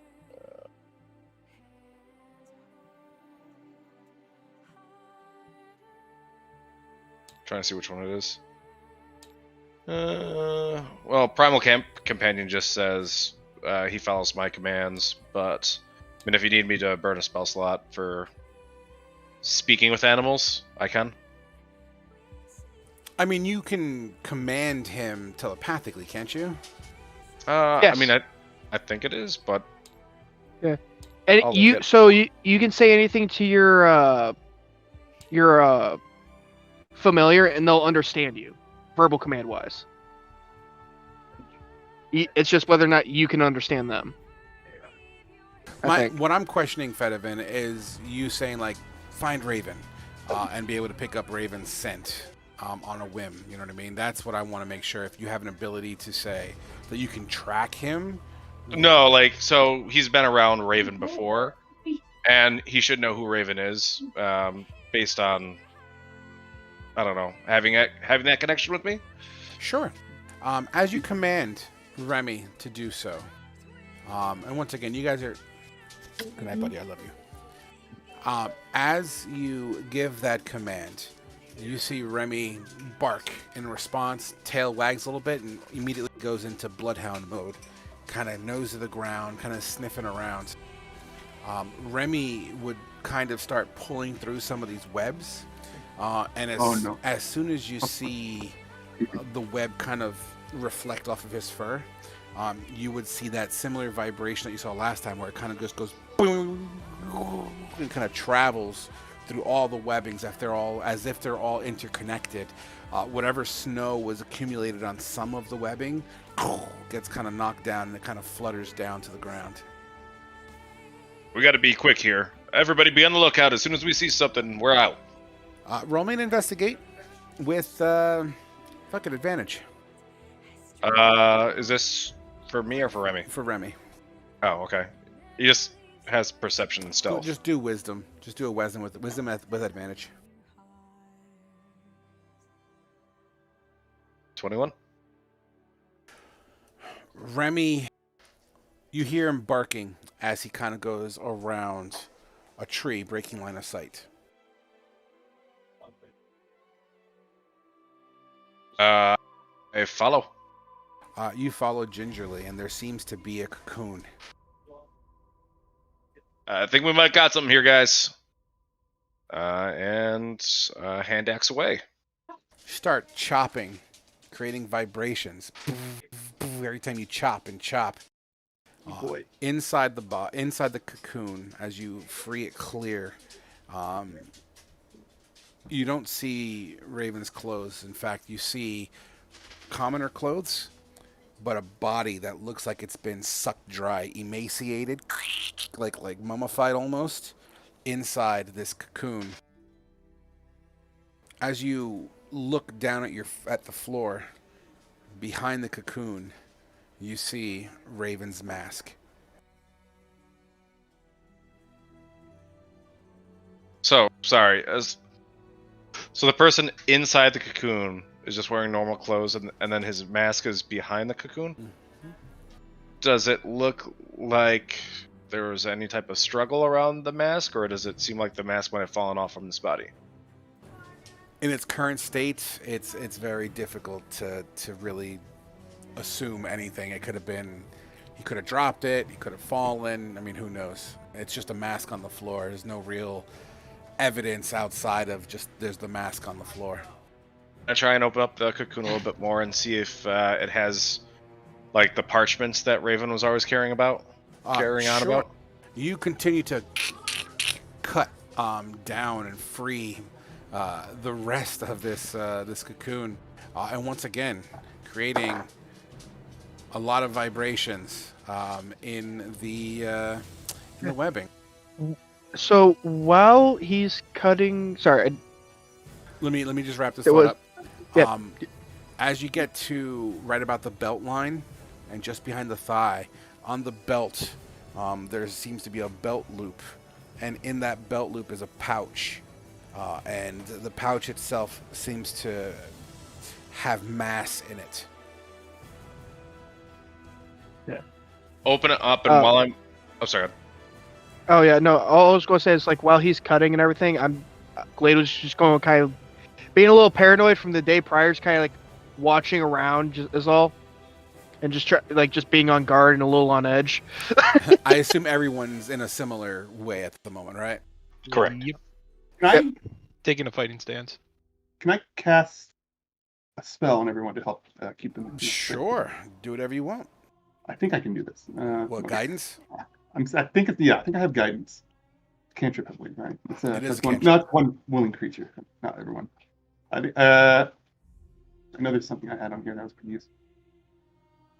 Never mind. While you figure that out, blast. That's it. I wanted to hit everyone with blast. Okay. Why don't you? So what we do in our table here is we link the spell in chat so everyone can read it individually. Okay. And it also verifies as if you're casting the spell. So as you see Fedivin chopping away, what does your bless spell look like when you cast it? So Faru, he didn't tell anyone what he was. He just mostly speaks in vagaries, like whether it's like about his god, not really what she is, or just kind of like whatever, nonchalantly having nice, pillow talk and whatnot. But he takes his mace out and he puts it up against his, head. He puts one of his hands like on his forehead like this, so like the mace is like pointing upward. Then he's like, "Fumas, bless my friends," and this aura of bright light, like angelic light almost, like from him comes out, and like these little orbs go off to different party members, and they feel this, I don't know, protection, like this sort of like great feeling over them that like gives them a sort of like relief of the bless spell, basically. You said I can. Which three targets? That would be the Dragonborn, the Leonin, and who was the third? I know there was a third warrior. The Katana wielder, the Drow. Beautiful. And you absolutely do. And please don't forget to link Bless in chat so they can read it in the means. But as Oh, Fedivin, that. Sorry. Okay. Yeah. as that. Fedivin gets to this belt line, did you say you were reaching for it? Yeah, reaching for the belt, and also just occurred to me as well, occurs with Fedivin, that he had the wrist thing on there, so he'll check the pouch and look for the wrist attachment. Absolutely. You check the pouch first, and as you flip the flap up, it catches a little ray of sunlight, and it reflects back what looks like glass. I reach and grab the glass. Do I link it in the general? You already did. It's Yep, inside. you're good. Yeah. Oh, I'm very sorry. I thought you meant. So as you pull the glass up, it definitely appears to have a red gooey liquid, a viscous like Robitussin, at the base of this bottle. I'll pocket it really quickly while continuing searching. Yep, you search the wrists for the obvious sign of your colleague. There's nothing on his wrists except for leather straps, and not like a bound leather strap, just like bracelets. Does he have red hair? As you peek over Fedivin's shoulder, you kind of also look intently, and no, this individual seems to have yielded blonde hair. This ain't him. Yep. Nope. I remember Raven had red hair. We good, guys? Remy, can you keep searching? Could I ready a spell? Absolutely. With the triggering action being seeing the first spider that I see? Sure thing.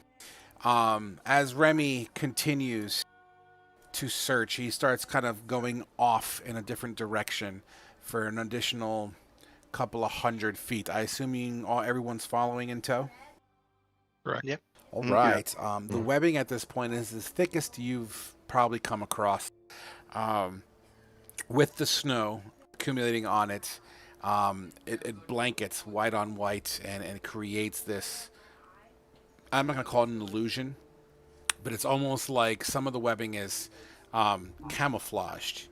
Everyone roll me, I'm curious, everyone roll me a dexterity saving throw. I have something I want to try.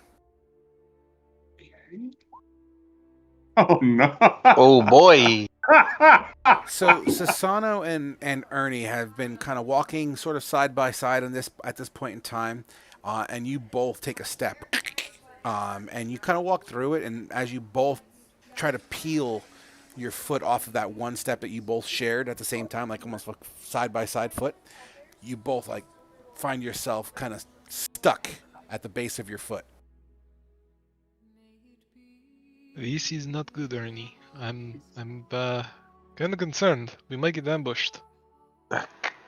Quit your talking. Come on, cut us out of this. And I'll try and get my dagger off my hip and try to start carving around my foot. Absolutely. Just hold up your foot real quick. Susanna then takes his katana and one quick movement cuts the web. Thwip. As your foot gets freed and you feel your own pull kind of instantly just go, whoa, shit, my foot's back. It's at that point that you hear barking. Here, let me help you, Susano, and then I'll try and do the same thing with my dagger beneath his foot. You know, he's actually proficient with that shit. I would like you to roll for me, Ernie. Oh God, Ernie! You do the toe. Just roll me a Wait, dagger. wait. Just roll me a dagger attack. A 15. Okay, yeah. You cut through what little webbing kind of peers out through the snow.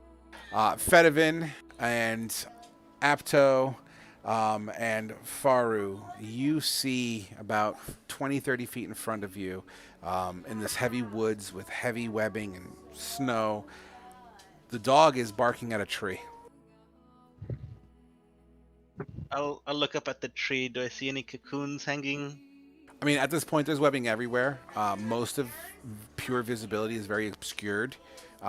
So your visibility here is maybe like 40 to 60 feet tops. And that's looking through webbing. That's how thick it is here. So How dark is it? It's daytime. It is definitely sorry, daytime. Okay, I thought we were like.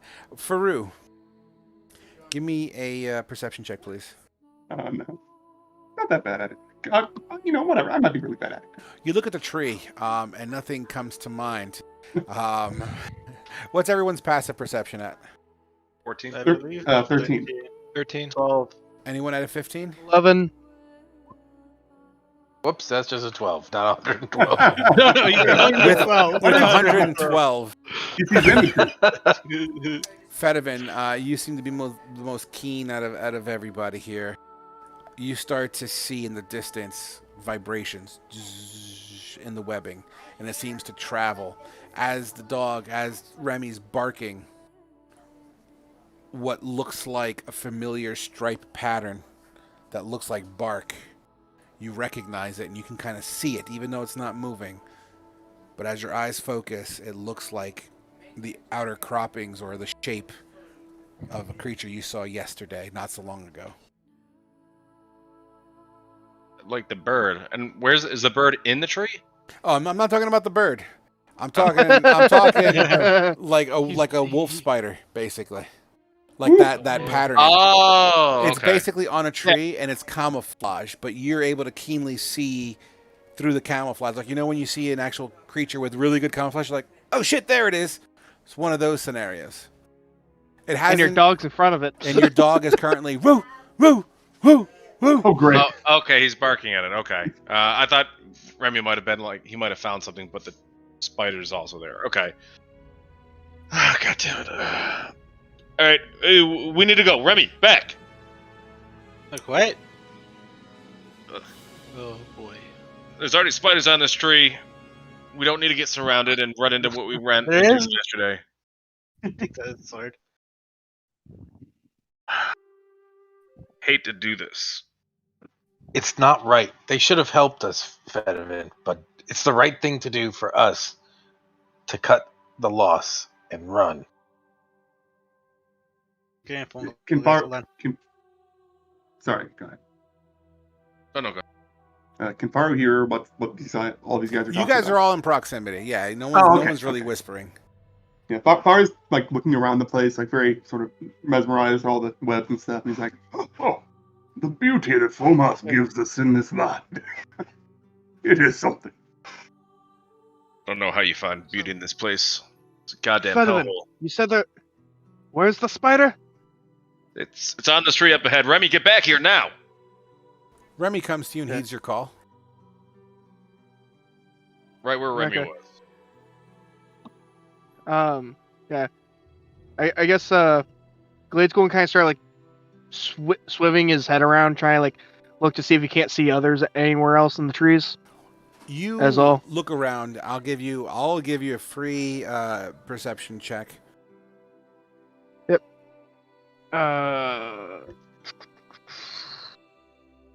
It doesn't matter. I see shit.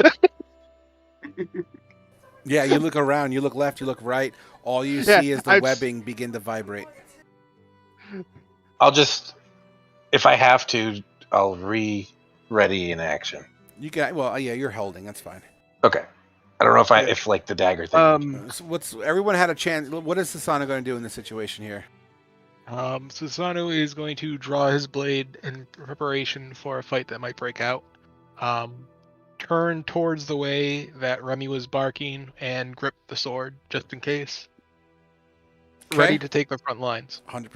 Apto, I haven't heard from you yet. Oh yeah. Well, I was right behind Bedouin, right? So, hearing that there are spiders, I would have drawn my great sword and just like readied as well. Okay. So, when there's snow on a tree and you kind of notch the branch and it kind of just all kind of really fast in like a clump of snow. Yeah, I haven't memorized your name. Faru. Yeah. You feel snow kind of go kind of on your shoulder and down your arm. Can I roll a perception check? I mean, if you want to perceive, you're aware that something hit you on the shoulder, but if you want to roll perception, that's fine. I guess can I look up then to see if like what's you up? Absolutely can. Okay, I don't roll then. I'll just look up. As you look up in the canopy of these fairly tall trees, you see spiders en masse, and by en masse, 16 that kind of doing that little dropping down slowly thing that they do. Uh-huh. And their legs are kind of splayed out, doing kind of this kind of doodad as they're slowly descending like Spider-Man. Oh, lovely. Can I move away? Quite slowly but surely. Yeah, you take a couple steps backwards. You're kind of in the tail end with Ernie there. Ernest, you see... fuck, I keep on calling you Yondu. Faru, you see Faru kind of backstepping a couple of steps while looking up. I kind of voiced out like, If Omos wills it, we will live this day. But I want to live right now. Excuse me. What are you talking about? And then I'll see. I guess I'll look up. And... I point him to point. Look up. You look up as well, and you absolutely see 16? I lost my die here. 16. You said 16. 16 spiders from random points in the tree canopy here. And there's like a lot of webbing that kind of encapsulates. It's almost like a miniature hive of sorts as they start to dangle down, and with a little bit of the breeze on their twine, they kind of spin a little bit as they're coming down slowly. Yeah, Pyru yells out if he can. Companions, we must find a place where the spiders are all on one side. We should flee to the other side. I'm going to forego letting my spell rip, and I'm going to start booking it. Everyone else, you see Ernie. You just hear as Ernie, give me a perception check. I can do that.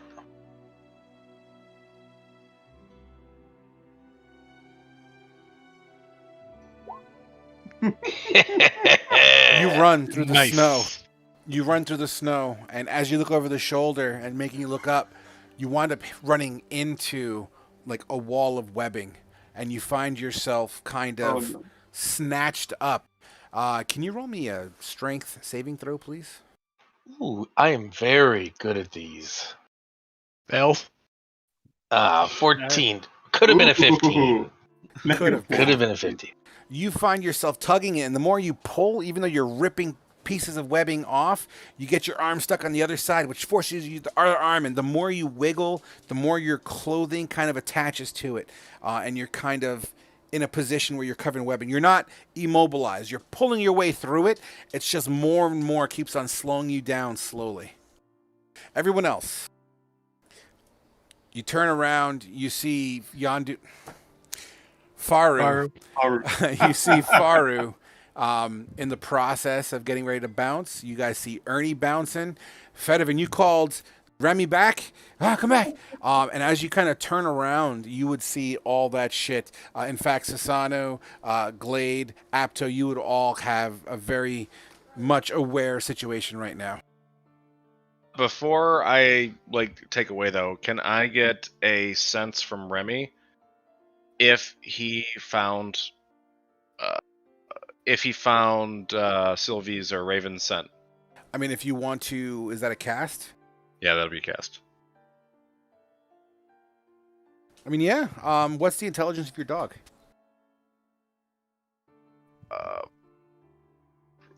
8. Does it work? 21. Yeah. Okay. Yeah, you can absolutely cast that spell. Sure. How does it look when you start to cast it? It's just me just talking to Remy. Remy, did you find him? And I'm just gonna get a sense from Remy if he did or not. You don't have to talk. Remy, no, I'm gonna have fun with this. Sure, right? Remy doesn't go ruh-roh, Reggie.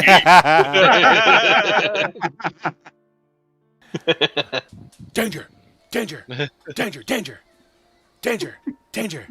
Danger! Danger! All right, so that's the sense I get. All right. I'm running out there and I got hand axe in hand to try and help cut Ernie out through the webbings, I guess. Sure. To do that, you need to pass by Sasano, who was doing what at the time? staring directly.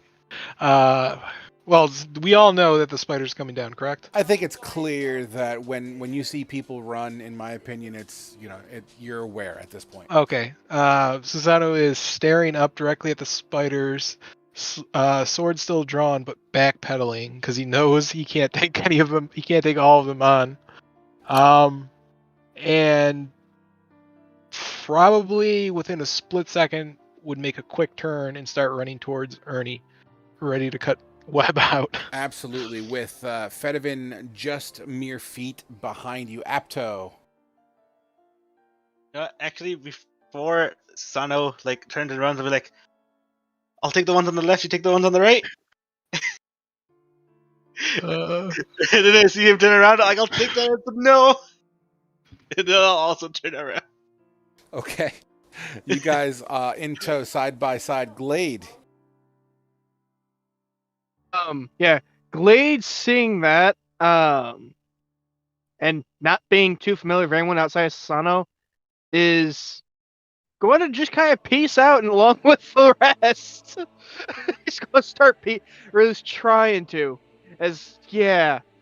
You haul ass, kind of retracing footsteps, and since I imagine you kind of now as everyone turns around, you'd be in the front of the line with Yondu with Faru. I'd be in the back. With Faru in the front.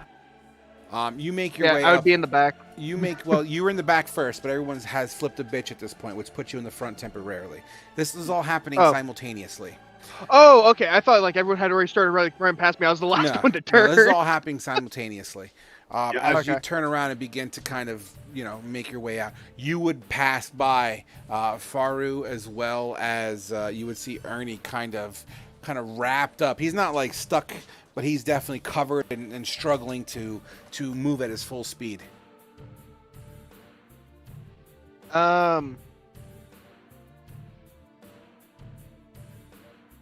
He's stuck. I can see he's having issues in the webbing, right? Oh yeah, very clear.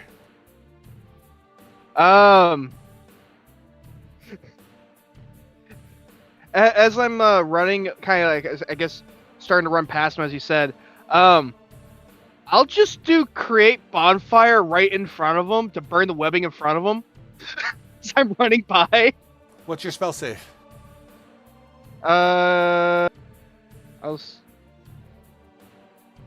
The DC 11. Absolutely. Ernie, do you choose to fail? Yeah.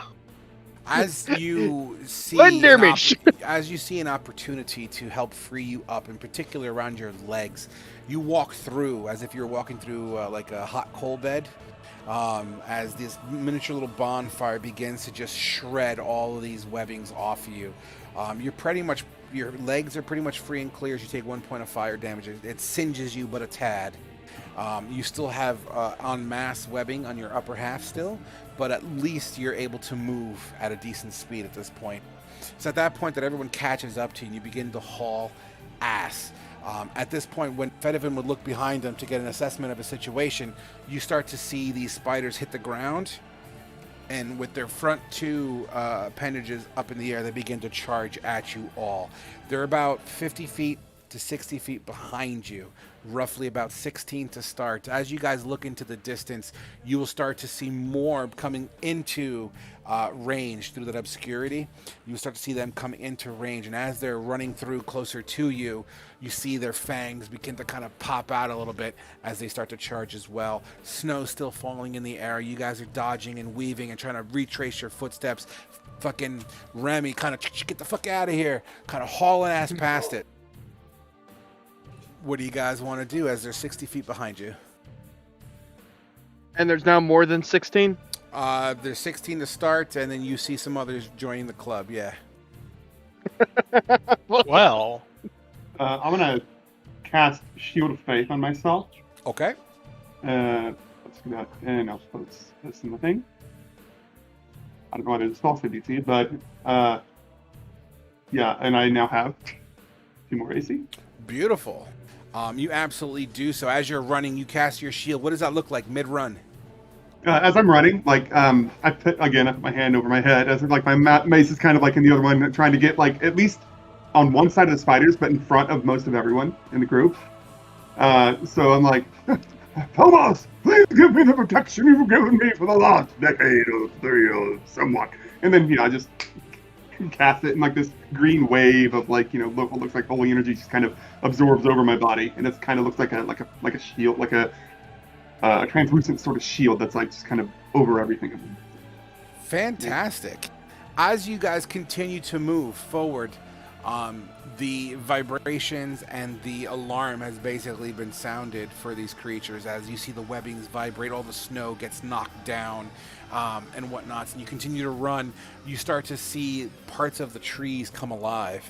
And it's not them coming alive, it's just them going from camouflage to being seen as they start to kind of wake up and kind of join the fray. There is so many of these creatures behind you guys, and they're kind of starting to kind of engulf you all as they're being woken up in front of you as well. It's almost like the door is closing slowly as you guys continue to try to run and run and run. I'm going to... go ahead. I'm sorry. I wanted to point out that I had used 2 concentration spells, and I completely forgot that blast is a concentration. Yeah, but the other one was only a minute long. It would have fallen off by now anyway. Oh, well, that's true. Okay. I thought we were getting it. Okay. Yeah, I would have caught that. You're good. Yeah. As we're running, just any tree I see that like seems close enough that has webbing on it, I'm just doing the campfire cantrip on it to try to set it ablaze for what's there. Yep, and it's literally a cantrip, like, so you can just nope. Yeah, I'm just basically starting like mini campfires on every tree of webbing that I'm running by. The bonfire only happens once, so once you cast it again, the previous one will vanish. Yeah. Okay. Yeah. It's just a whole like nope. As I'm coming up along trees, it's just like casting it on a tree as I'm getting ready to pass it. Just Absolutely. doing that. Nope. When you do so, the webbing around the base of these trees, they kind of disintegrate here and there, but no fires are started as each one of these casts happen within like 5 seconds. It's going to absolutely take more than 5 seconds to burn, but at least the webbing instantaneously just I would say you even find yourself concentrating a lot of it in front of you as well, preventing any kind of mishaps as you kind of and as you look up Sasano, you see one creature touch the abdomen, the spinnerets, and kind of throw in your general direction a webbing net of sorts. What's your AC? Oh, armor class, you mean? Yeah, your AC. 15. With a 19 to hit, you feel something that you felt before.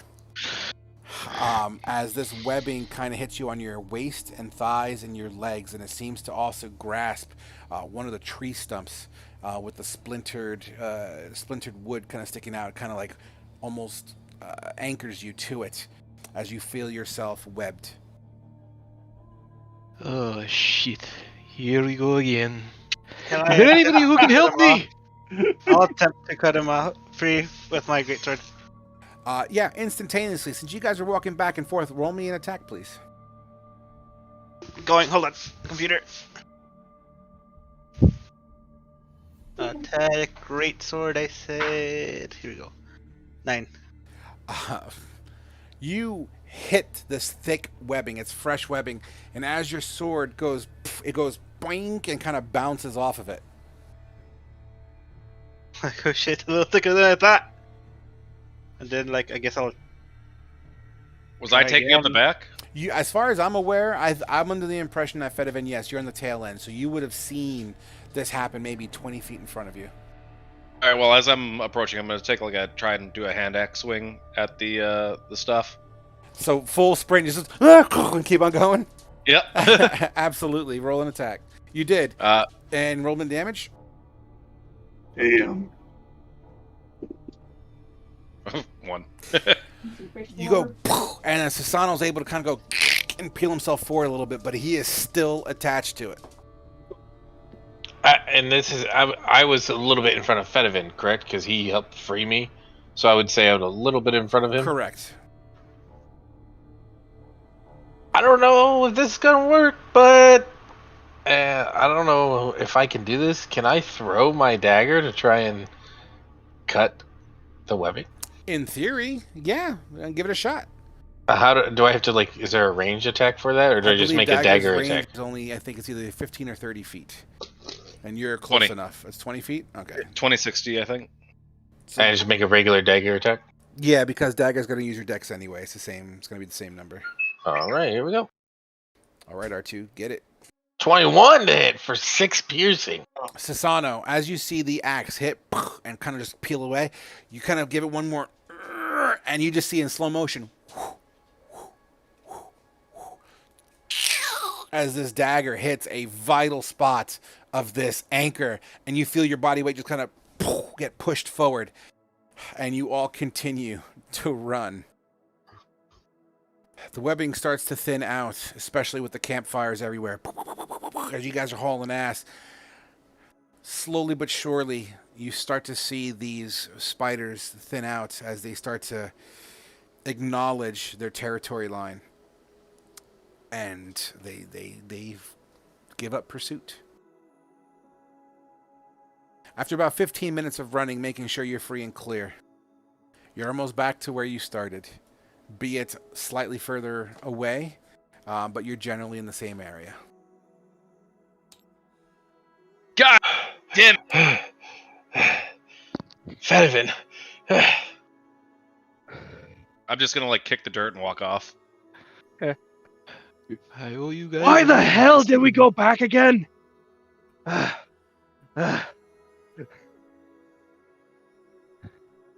don't know. I got lucky. I was lucky that these two saved me again. This is a shitty circumstance. I'm gonna try and catch up with Fedivin. And I don't know if he's like running off or storming off, but I'm gonna try and catch up to him. Storming off. Okay, so you're not like in a sprint. You're just briskly walking away angry? Yeah, briskly walking off. Rocky. Walking away. Yeah, walking off pretty like angrily, really just frustrated with the situation that pretty much it's assumed that we just lost Raven. All right, so I'm gonna turn to everyone. I'm gonna say, guys, just get positioned away from the tree line. Let's keep moving forward. I'm gonna go catch up with Fedivin. I need to talk to him.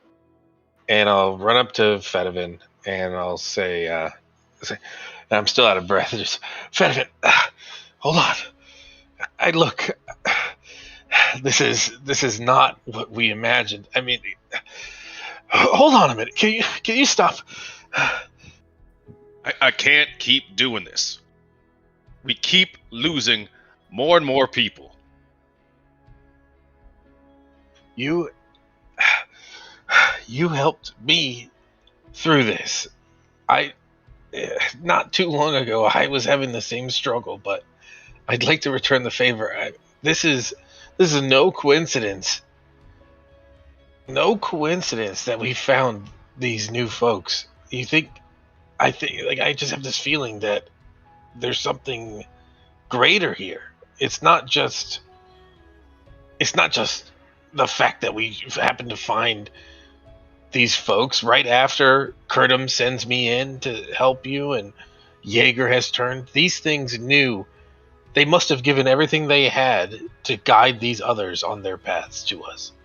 This is fuck for who knows, maybe they told the birds to pick us up and drop us here. I mean, this is so beyond us. There's no chance that this is just a coincidence. Supposed to just put a jewel in anybody's hand who just shows up and says hello, like that damn turtle earlier? Like, what are we supposed to do? No. This is you're missing the point. It's just maybe these folks will guide us to the next folks. Maybe these folks are worthy. Maybe you and I are just the guidance for these folks. And you know what? Kurtum told me this would happen. And we may lose more people as we make this trip. And we may find more people as we make this trip. But from all I know is that we, as in, and then out of character, we, as in Apto, yourself, and I, Fedivin, are just we're the only ones remaining, and we have to find this next tree. When we find the tree, we'll be able to ask them what happened to Raven. Maybe he's still out there, but we've got to give it a shot. We have to find this tree. And you know what? We have to tell these people what they're getting themselves into before. Because I can't have that on my conscience either. So I'm with you. It just seems that we're losing somebody every damn day. And he's just gonna sigh, shake his head, and just put it down like, is that what we're to expect? Are you gonna be burying me tomorrow? Today? Yes. As long... I don't know... Yes. Wait, hello, can you guys hear me? I just lost connection to the server. Okay. I heard you say yes. Your reply to, "Are you going to bury me today?" was yes. Yeah. So sorry, I lost connection there for a second. No, God forbid, but that's... Listen, we've made it this far. Yep. I think we might have lost him again. Yeah, I can't hear him. He's Can talking. you hear me now? Yep. I hear him. Okay. Oh. Okay. So we heard we made it this far. Yeah, we've made it this far. We've persevered through all the challenges, and this is just... It's just one more step closer. I mean, there's no turning back. I've lost years for this. You told me 2 weeks went by while I was gone. I've lost years. No, I don't understand any of this, but look, I'll keep pressing on.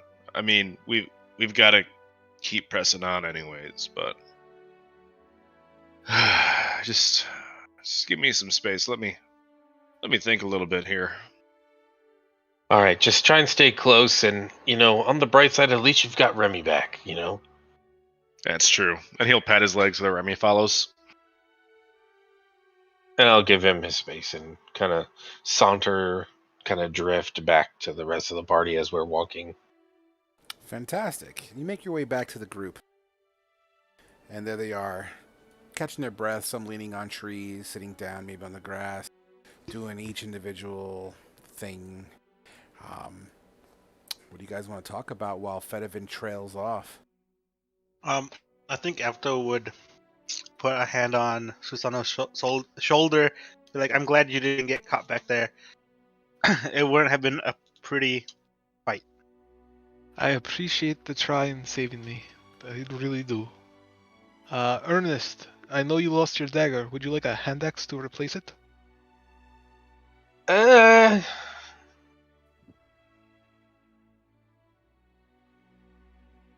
Sorry, did I lose it there? You don't want me with a hand axe. But it's better than not having a dagger. If something gets close enough for me to have to hit them, I'll just whack them with my staff here.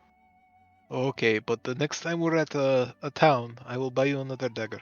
No need. Because you will be too drunk after drinking all the wine that I've made and bought for everyone. You won't even remember your name by the time we're done. I'm pretty sure I could outdrink you.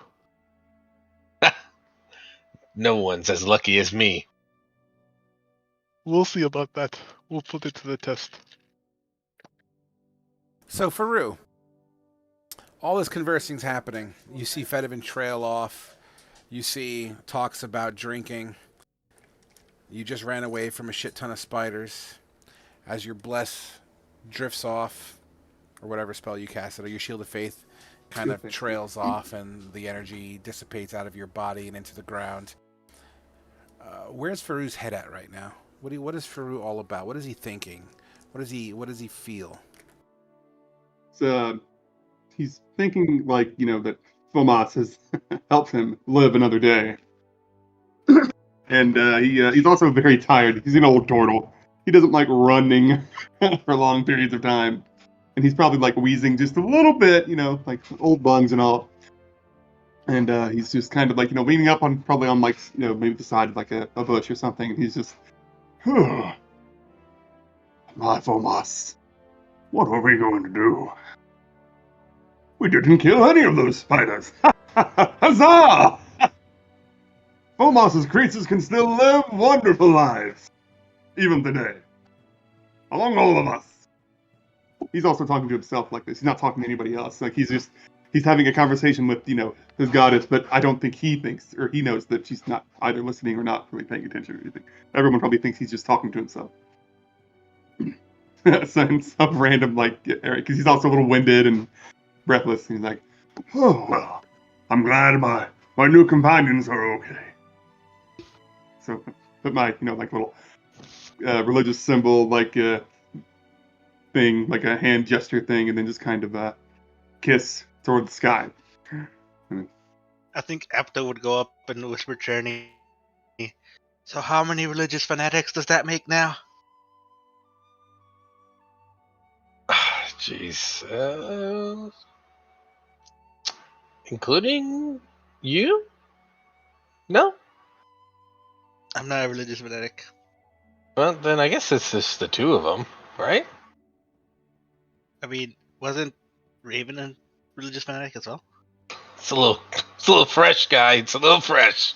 I'm pretty sure I am pretty sure we just lost him. But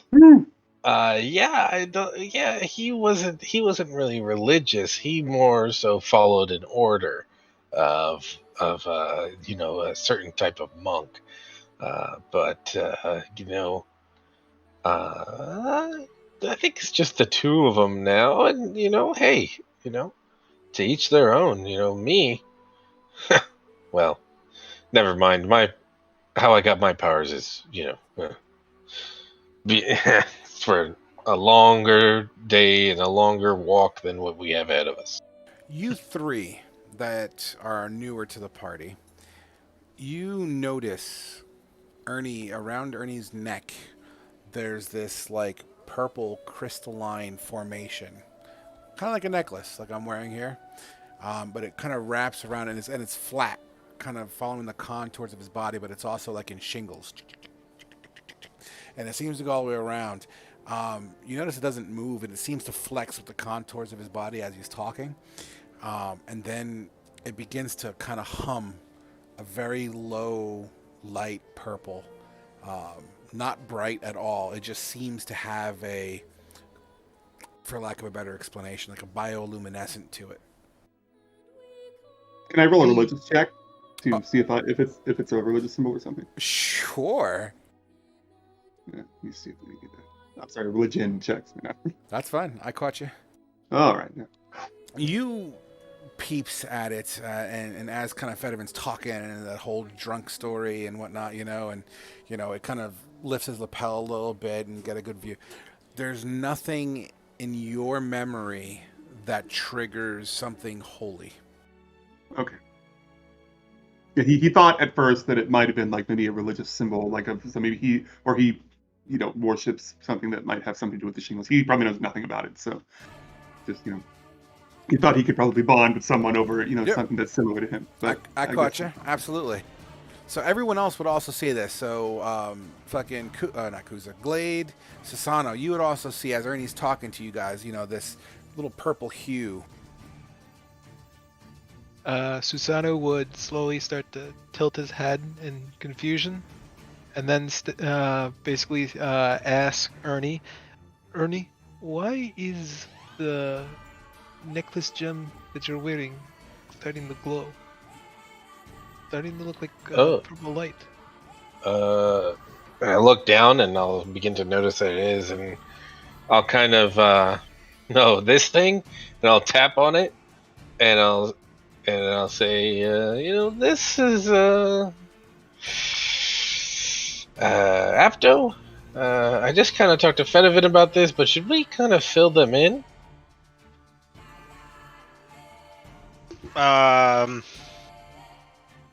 Well, that's right. Apto. If they're going, yeah. Apto, forgive me. As I got to interject here for continuity. So as the purple is kind of humming, your elbow armor and obviously read between the lines, Yeah. begins to Yeah. hum an equal vibrancy, but the color yellow. Yeah. Like, well, if they're going to stick with us, I think they should know what they're getting into.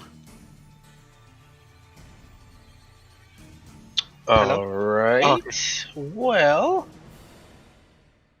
I'll take a deep breath and I'll say, well, it started with this trip. I was supposed to go on it, but then this guy's Duke went on it, and I gambled him, and then he went on it, and so therefore he ended up with these guys, and then these guys ended up going to this like underwater thing, and then they came off the shore, and I was just on the shore. I was just walking with David Hasselhoff. They came out of the water. They were being chased by sharks. It was this crazy thing. I don't know what the heck happened down there, but then all of a sudden I got.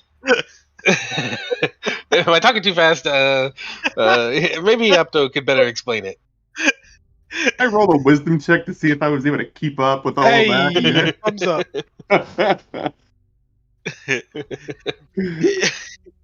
Yeah, basically these creatures, as I like point to my not shoulder, elbow, and Ernest necklace thing. These creatures they introduced themselves to us as Fae, and they said that we need to close the cuts in the world. Save it. He's right. That's what they said. Glade's going to kind of just like cock up, or as much as you can see without.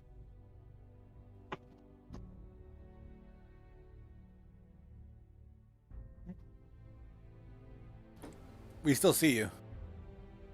Yeah, I think he's trying to. I think he's trying to fix his mic. Sorry, my Bluetooth randomly disconnected. So yeah, Glade, as much as you can kind of like tell, like his eye, he's going to kind of like do that kind of cock an eyebrow up, but it's like with the scales and all stuff. As much as you can see that, kind of cocks an eyebrow up and kind of goes, "Okay, so you say," like not really believing the story necessarily, but just going along with it. Look, I shouldn't be the one to tell you all this. I think once Fedivin has a cooler head, he could explain it to you. But the bottom line, from what I was told with my time spent with Kurtum, who is believe me or not, a individual who lives in a void that I believe he was a half like a satyr, right? I think Frog? so, right? Yeah. A satyr who lives in the void and communicated with these Fae creatures who are now, I guess as you could say, are Fae passengers. And these Fae have given us some gifts. Mine, I was briefly able to summon some sort of image in front of myself. Well, it's really it's painful to talk about, but Raven was able to shoot fire out of his wrist guard. I shoot lights out of mine. And I believe it's in. Sorry, out of character again. Is in Fedivin's pack is Jaeger's. The gems, I believe. The gem, yeah. The gem, yeah. And then Fedivin there, he has his own. Not too sure what his does. I cannot recall. But there was another who fell, corrupted by this tar like creature, like living being. It's hard to understand. I've only seen it but once, and Jaeger was not himself. He completely changed, and he was able to. I don't know. Apto was he able to do? I have no idea. I don't think I've ever seen him use it. You're talking Maybe about it was. Jaeger? Yeah, Wait, was it the Earth chair? He had the that green was headband one. yeah. He had the green headband. That Fedivin was the Earth chair. Oh, I don't remember what Jaeger did. Jaeger, that guy changed his voice a lot. That's what he did. It was just. Yeah, after every battle, I think he just got hit in the head a little too hard. Yeah, but nevertheless, we are on this mission, and I. It's very important that you all know what you're getting yourselves into if you continue to follow us. We've lost 3 so far, and it's been tough on every one of us. It has not been easy. It's been a challenge every step of the way. And if we don't do this, multiple planes are at risk. Ours and the Fae folk. They're both in danger. We've been entrusted, the 3 of us, to lead this charge against this black tar and try to save the world. It's pretty heavy stuff, but with Apto's shoulders, I know he can carry the burden, and with my wits and charm, I know I can lighten the mood, and with Fedivin's strong leadership, whether he recognizes it or not, we're gonna be okay. But if the 3 of you join us, you need to know what's in store for you. Faru speaks up, softly, probably like not as eccentric or chipper as he usually is, and he's like, Fomos knows life's trials and tribulations. She knows what I was getting into when I ran into the forest. Then when I met you all, trying to save your lives in that spider cave. It is a mission that we all must go on. Whatever path that takes us. Fomos will be with us. I guarantee it. Thank you. Go ahead, I'm sorry. We good? Okay. Yeah. As that conversation happens, Fedivin, you find yourself walking decent ways away from the team, at least enough to not be seen within line of sight, and you come up to the tree line. You notice that the tree line itself abruptly ends, very similar to like the picture that's on the wall. And you just look across the tundra, this frozen wasteland of snow and frozen mud, the occasional tree that pops up here and there, but not many, significantly more scarce than where you're standing right now. What you find peculiar in this visual is that you do see a heavy concentration of snow, or at least cloud cover, in a specific location. As you see it kind of swirls, kind of centralized. What you find odd about it is that the rest of the range doesn't appear to have any similar kind of weather pattern. As your dog, Remy, sits, kind of looks up at you. We'll take our 10-minute break there. All right, guys, so be back at 36 after the hour, and we'll do the second half of our show. I'm going to actually go get my dog. I'll be right back. Ribbit. Awesome. Hey, Frog. Yeah, what's up? You got my Venmo request, right? Yeah, I added it about 2 hours ago. Okay, I'm going to send you the money.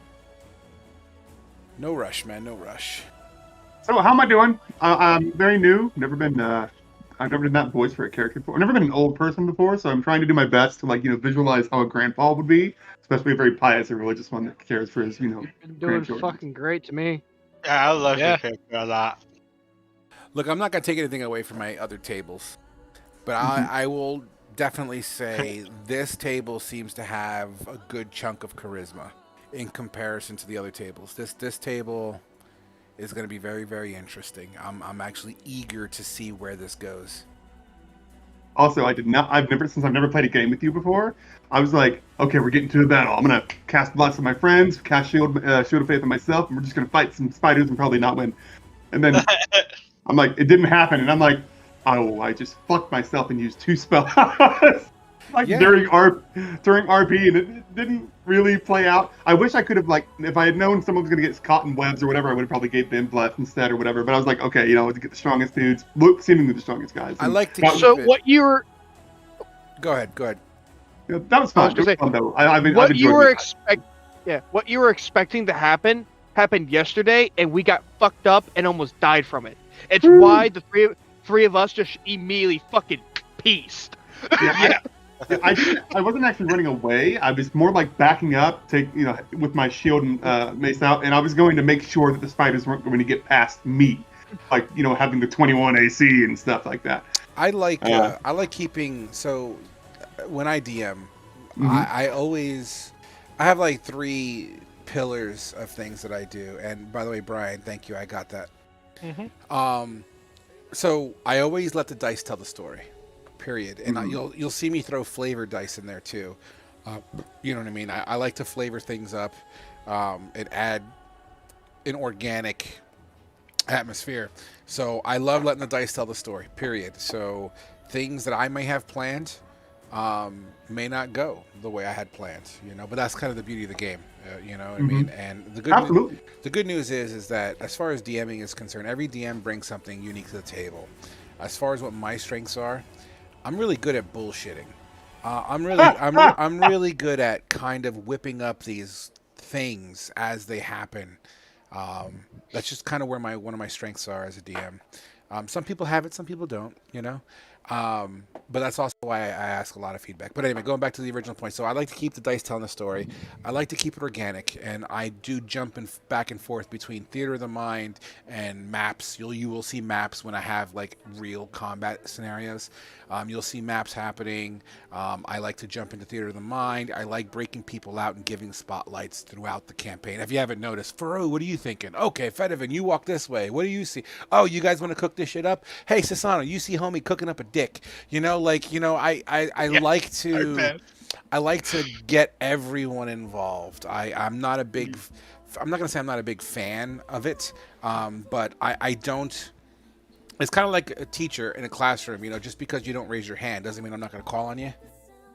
You know what I mean? One of those scenarios.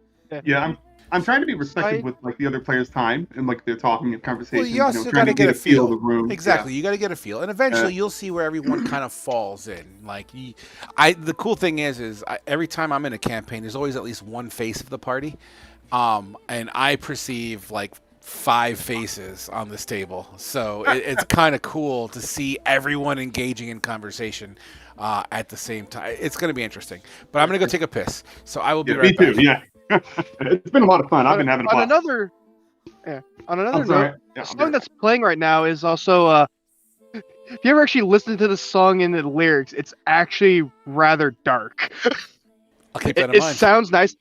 Yeah, no, the song is about a dryad who runs into like a prince in the woods. The prince wants her to become his wife. She says no. He then burns down the forest to force her so she can leave. Brings her basically forcibly to his castle and just leave.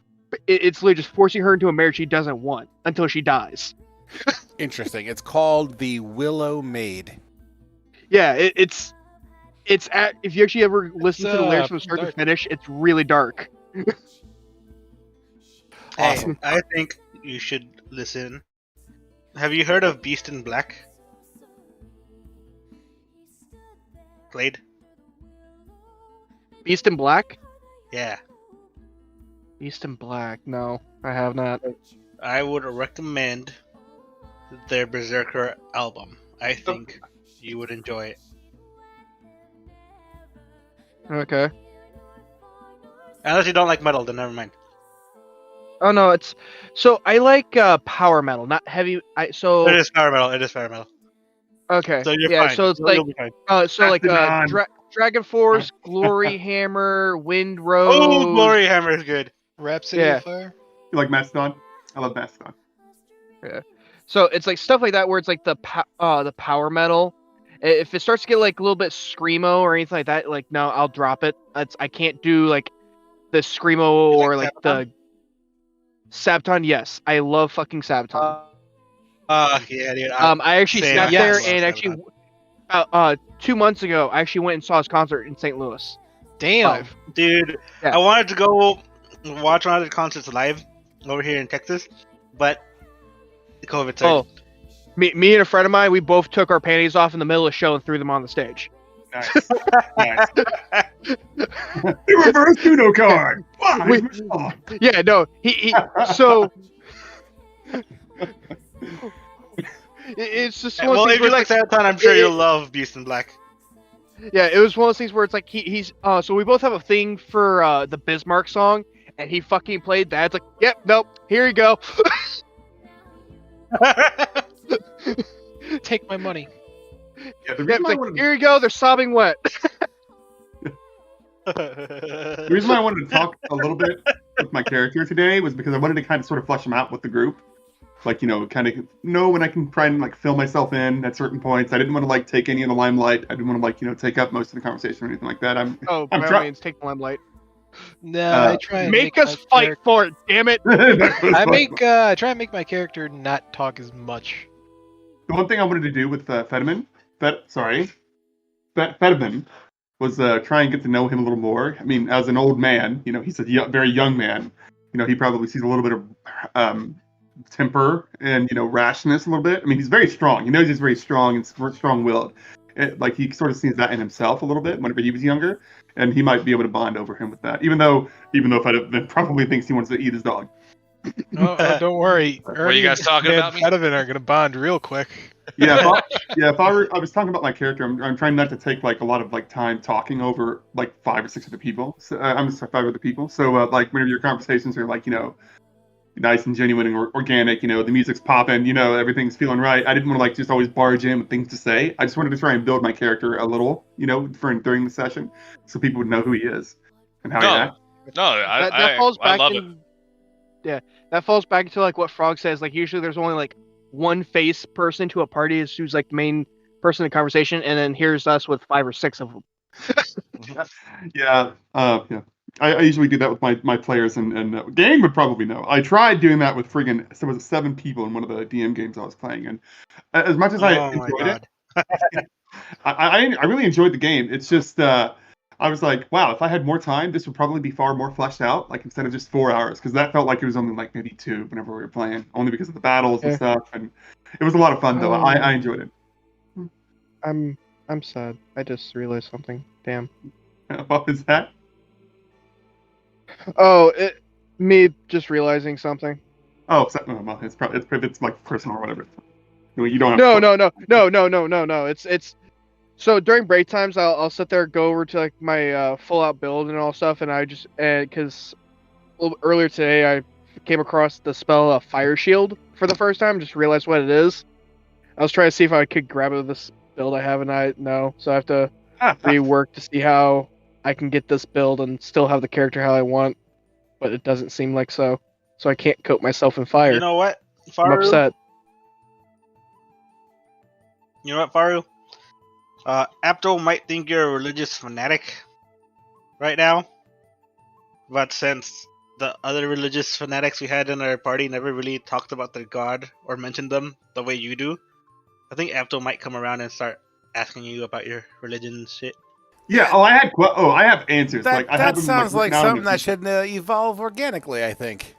Yeah. I was gonna say like I'm gonna have like I have answers to give to players, but it's just if you ask this or ask that or ask that, I can always like try to flavor it to the best of my ability. So where like it's all very vague, but it can mean something to some people. Can you guys see the snowflakes on the table?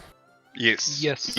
Okay, good. Just want to make sure that it's a new weather mod I have here. Check this shit out. Watch I this. saw him when he first turned him on earlier. I see the flakes. Oh, Ah, nice. Ooh, is No. there thunder and lightning? Totally forgot about tabletop because we've just been talking. We've just been RPing this whole time. I kind of forgot about tabletop. Oh boy. Thank you. I'm talking to you, Apto. Yeah. I mean, Yeah, if people want to ask Faru specific damn, questions, that I fog's have, fucking thick. yeah, I have Hold things I up. can talk about. Hold up. That's some thick shit. that's Hold something up, like I want- forest fire smoke. Yeah. Damn, that's it. Oh, turn that back on for a second. I just want to see like how well I can actually see the model in there.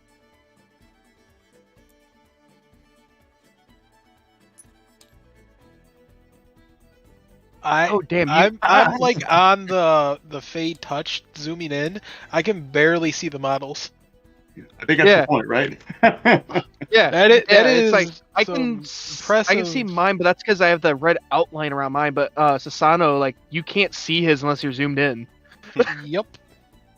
Oh, that's fucking great.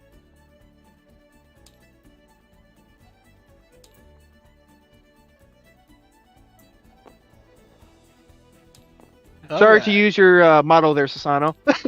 Yeah, good. I realized mine had outlining. It's like, oh shit. I just grabbed the first one I saw. It's all good. You know what? No I harm, think no foul. Apto wants to get to know Susano better because I think Susano mentioned that he was part of the army, and so is Apto. Ah, fuck.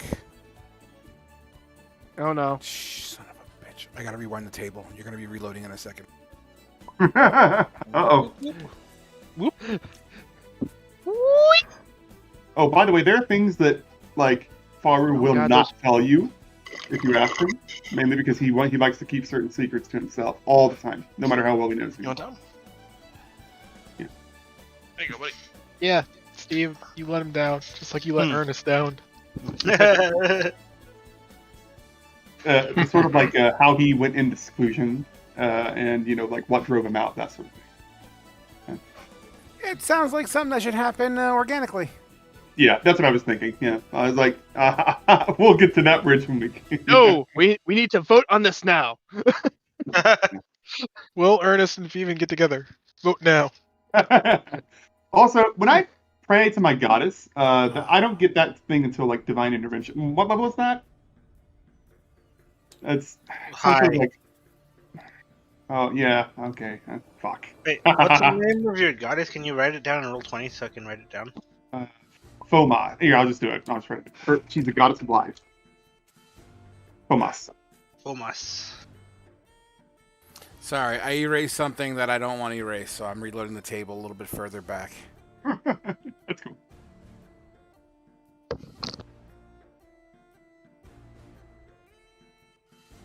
You said goddess of life?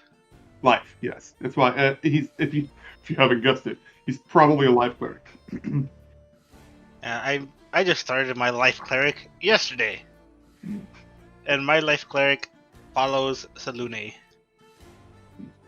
Yeah, he's the DM told me I can pick whatever god I wanted to pick for like certain domains or whatever, and so I'm like, okay, so I'll just probably pick like maybe a minor god or some kind of minor celestial being that I can still worship, and they have the power to give me the power, so Yeah. or something like that. Kind of like the hierarchy of gods. Like you have the big, the big life god, and then you have like the big old, like fertility god or whatever, just so on and so forth. Like all the different domains and realms and whatnot.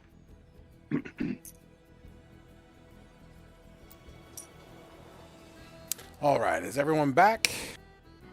Yes, I sir. see everybody. Here. I heard Apto. John, you back? Here. Amazing. I'm back. I mean, I was never really gone. I went to be. Shit, my camera's off. I've it that had a lot way. of fun with this stable. Keep it that way. Keep it off. All right, so last we left off on the imagery come back. of Fedivin Baby, come back. with Remy on the side, looking up as Fedivin peers off into the tundra's vast depth, seeing this peculiar darkness and snow, which seems to really hover and hang out in one particular location on the mountain range in the distance. You look down at Remy, Fedovan, and kind of put your hand on the back of his head and do that passive, good boy. The room is yours, Fedovan. He's going to take off his backpack, set down on the ground, take out the golden compass that Duke had in his possession. Just take a look at it and just sigh as he does it. And just kind of look and see if that cloud is the general direction of where we want to go. You look down at the compass, and it's spinning.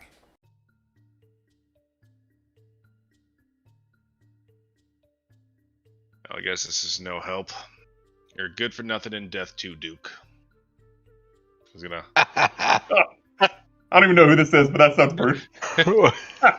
So, out of character, just a little background. Duke was Ernie's character before Ernie's character came into the table. Duke died. Oh, no. Yeah, so Ernie is technically Duke Part 2. Or the second coming of Duke. Yeah. Land of the Lakes. I had a lot of friendly banter with Duke. Oh, yeah. Yeah, friendly. Friendly. Duke Now was you're having really friendly banter with Ernest. What was he, a bard, I believe? He was a bard, Yeah. yes. Oh, yeah. I love bards. Sorry. Oh, he was quite the interesting fellow. If you thought Ernest was interesting, well. So the compass itself, although it is spinning, it kind of does a spin, and then it kind of goes zzz to a direction, then spin, and then zzz into a different direction, zzz into a different direction. It's still spinning, but it's not like it's not like the gravitron or anything. Well, suppose that's magic over there. It's always magic with these things. Alright, well, I guess I'll go back to the camp and tell him what I saw.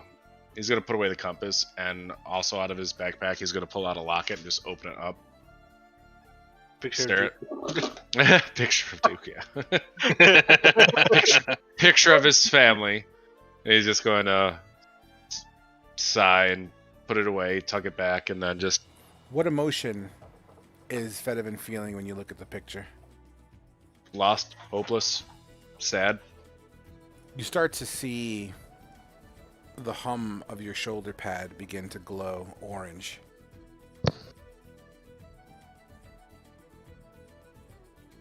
I'll never understand you, Fae.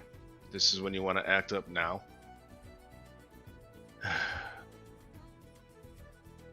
Is he back in camp? He's just gonna stash it away and then just walk back to camp silently, not even acknowledging it further. Gotcha.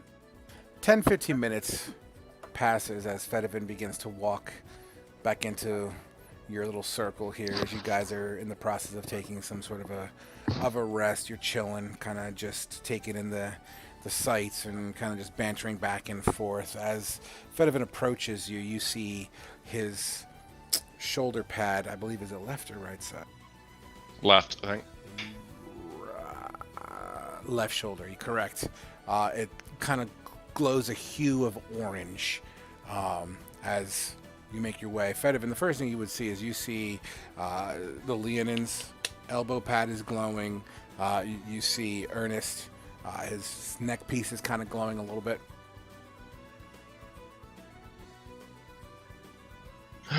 Well, I guess we're close to wherever we're supposed to be. Of course, there's some phenomenon going back there, so I assume that's where we have to head. I thought it was in the other direction. Back towards the river that way, as Apto points.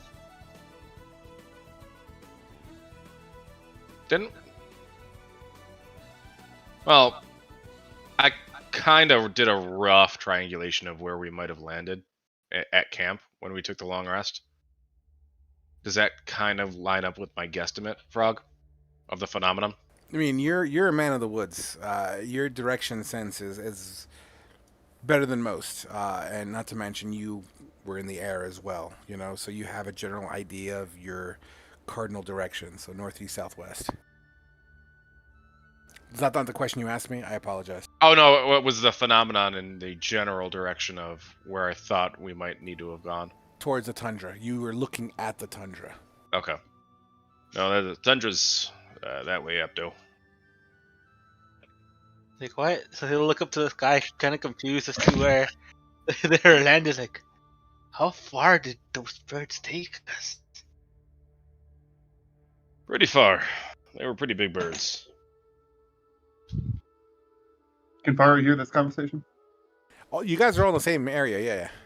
Sorry, I keep thinking that like whenever two people are talking, I don't know if they're either like if I'm doing No, something. this is you guys are in. Let's just call it a Gotcha. circle for sake of placement. Yeah, Faru speaks up a little bit. He looks a little confused, and he's like, "Huh, you were carried off here. How many days or moons back?" Just yesterday. By force? No, surely not. Oh, we surely did. Ha! Why did they bring you here? What were you supposed to be looking for? Were you captured? Well, I thought we were going to be eaten by those giant things, but we fought them off. Well, hey, me and Ernie fought him off. You just stood there. I tanked some blows. I don't know what you're on about. Oh, hold on, gentlemen. I took down 2 It seems like it might have been destiny that we've all met together. Well, might take some getting used to you. Last eccentric, we knew kind of went AWOL, so just don't do that, I guess. Believe me, son, I'm not going anywhere. These old bones can't carry me too far. Well, just keep your knives away from my back. He's smiling, shakes his head like in a sort of grandpa disapproves but understands. What? I'll just look to Fedor and just be like, "Come on, man, come on, let's go. You got this. It's gonna be all right. He's not a bad guy." Well, seems you know turtles more than most. First one I've known. Haven't really done well with the reptilian folk around here. Well, he's only the second I've ever known, but the first one I've known was like a father to me. We got quite the kick. Sorry, go ahead. No. Oh no, go ahead. He's just kind of listening to you guys talk, and he's like, "Don't worry. First come to have Omar show us the way." He's gonna whisper to Ernest. We got quite the crew here, huh? Yeah. I briefly filled them in on our situation. So, and they still are here. So I'm assuming that they're gonna come along with us. But look, you and I don't want to speak for you, but I know that I can't lose somebody else already. I mean, it's not that I'm attached to them, it's just the responsibility of it all. It's just... Just getting sick of burying graves, you know? Yeah, well, let's keep our wits about us and keep our head on straight, and hey, I'll even whisper even a little bit quieter, just be like, I kinda told them you were the leader. Did you do that? So, Fedorin, what is our next move? What the hell's going on here? Yeah, Faru's just kind of looking a little confused, as though like he doesn't really know what he's supposed to say at this point. But he does mention up. He's like, "Well, your friends before we seem to have arrived. I'm sure they were very loved by all of you." More some than the others. Don't worry. Death is just another moment of life. It's just New paths, new beginnings, new journeys for all of us. Do not be upset when your friends or family die. Almost knows where they are going. She will keep watching them. And then he smiles, gives like a warm, loving smile sort of thing. What do you know about losing the ones you love? Like, you sound just like Raven. If we ever find him, I'm sure you guys would get along great. He's like, boy, I know love. I knew love probably many years and a half after you've been born. Or before you've been born. Sorry, not now. Fedivin's just gonna put a hand on Apto's shoulder and just kind of like give it a small shake of the head. Like, I think Apto's still kind of in denial, like, well, we didn't find a body. Anyway, I think I know the next direction if everybody's on board to come. Just let me know when you're ready. Glade, you good over there? Oh, sorry. Yeah, Glade just kind of goes, I'm fine. And I don't know much about this Fae thing that, Ellen was talking about, but as long as there's coin or metal to scrap, I'll come with you. Not much coin and metal so far, but plenty of wonder and mystery, if that's your kind of thing as well. Well, I don't know about all of you, but oh, sorry, I didn't know you were going to say something. Go ahead. Oh yeah, no, I was gonna say he kind of just shrugs a little bit to that and just it's like, yeah, sure. Fire speaks up a little bit. He's like, I don't know about all of you, but I might be running out of food. I can't always share the rest of this with you. But we should probably gather a hunting party. Go fetch some, I don't know, whatever has been growing in this side of the woods. Or mountains, or wherever we are. I think we'll make do for the next time we camp. And can't keep bringing back people to the camp to feed more people, so... I don't know what is going on, but you will have my sword. I'm just trying to journey around, trying to find my hometown. So, if I'm able to find information by helping you, I will gladly help. And you will have my faith on this journey. So, Fedivin, lead the way. Guess it's onward and wayward. You guys make your way to where Fedivin remembers standing at the clearing, having that moment with the compass and his locket. Snow is still there. It's not like a blizzard by any stretch. It's snowing, but it's not this hardcore thing. And the trees naturally keeping in moisture, making it maybe up to 5 degrees warmer. As you step out of the tree line into frozen tundra, you start to really feel a nice chill. Roughly 30 degrees around these parts here. Those in heavier clothing, which should be everyone, I believe. So, Faru, what are you wearing? Well, Because probably during the entire... you willingly came down here. I'm going to assume you prepared for it. Yes, Faru has a winter blanket and robes, and he has just a bedroll. And also, if it gets probably too cold, he'll just shove himself into his shell and probably take his bedroll, just kind of pull it in with him, and just kind of sleep around it.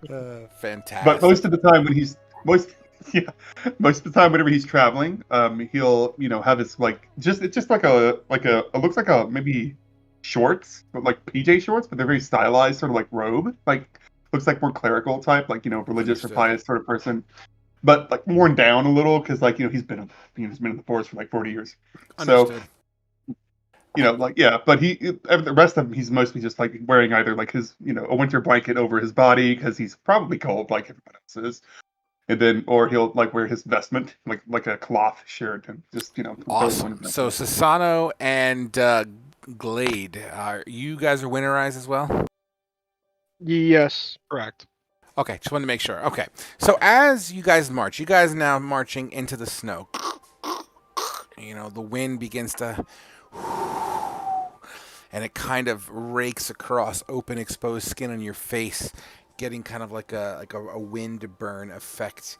The nose begins to kind of chill a bit, although you guys are weatherized. It's still pretty cold out here. Ernest, give me a Constitution saving throw.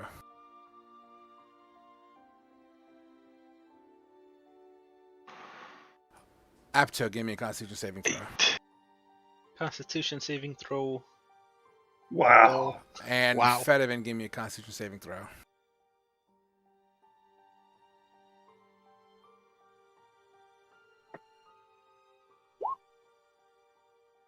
Beautiful. Ernest, being the smaller of the bunch, the wind and the chill really starts to penetrate. You feel cold. And as you kind of like, as you're walking, you kind of like really try to keep your body tight in this sort of emotion. In front of you appears an image floating in front of you, like maybe 8 to 10 inches of a little campfire. Oh shit! This is a bit more than I imagined, and I start to shiver. And is it cold enough? Have you seen those like videos of like dudes with like beards where like the icicles start to form off of them? Is that happening? Okay, so just as I'm like kind of trudging through the snow, I guess I hear them like kind of clink together. The little icicles in my beard just start to clink together, and I'm like, wow. And making the connection that this image is appearing in front of me due to my Fae folk, as I'm not actively trying to cast anything. You acknowledge that, and as you kind of put 2 and 2 together, the clinking that was happening, you start to feel it drip as if it has liquefied back into water. You look at your shoulder where the snow would typically rest, and there's no more snow there, as it has kind of condensed into liquid form, and the tops of your shoulders are sort of wet. You look over at the turtle. You look over at the dragonborn. You look over at the half-drow. They are collecting a lot of snow as they walk. You peer over to Fedivin. The snow begins to also melt on him as well. Apto, as Apto kind of with his mane, his mighty mane, like a fucking Vidal Sassoon commercial. The snow also begins to melt on him. You guys are weatherized.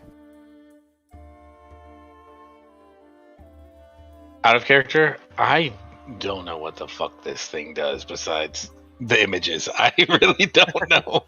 I know it makes the images, but I don't know what the hell else it does. Out of character, I'm thinking whatever image it creates can have an effect in the real world. So, like Frog said, it was a bonfire, so perceiving a bonfire, it created heat for you only. Yeah. Well, for the Fae. Interesting. For the Fae folk. Fedivin? Oh, go ahead. Fedivin, Apto, you guys doing okay there?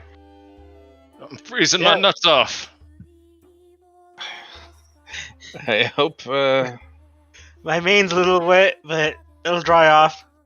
Absolutely. So, as much as the snow doesn't collect on the individuals with these Fae passengers, the temperature is still cold. It doesn't seem to be cold enough to create frostbite, as it seems like these Faes are kind of taking the edge off of this travel. And you continue to push. I'm going to go ahead and say you guys have pushed on 2 hours at this point, leaving footprints, and it's literally just this ocean of topography, rolling ice hills, snow, wind, the occasional bush with no like leaves on it, like frozen in time, icicles. You get to a point where you see like a hill kind of divot down and then kind of come up like a small divot valley. Think of sand dunes except snow in this case here.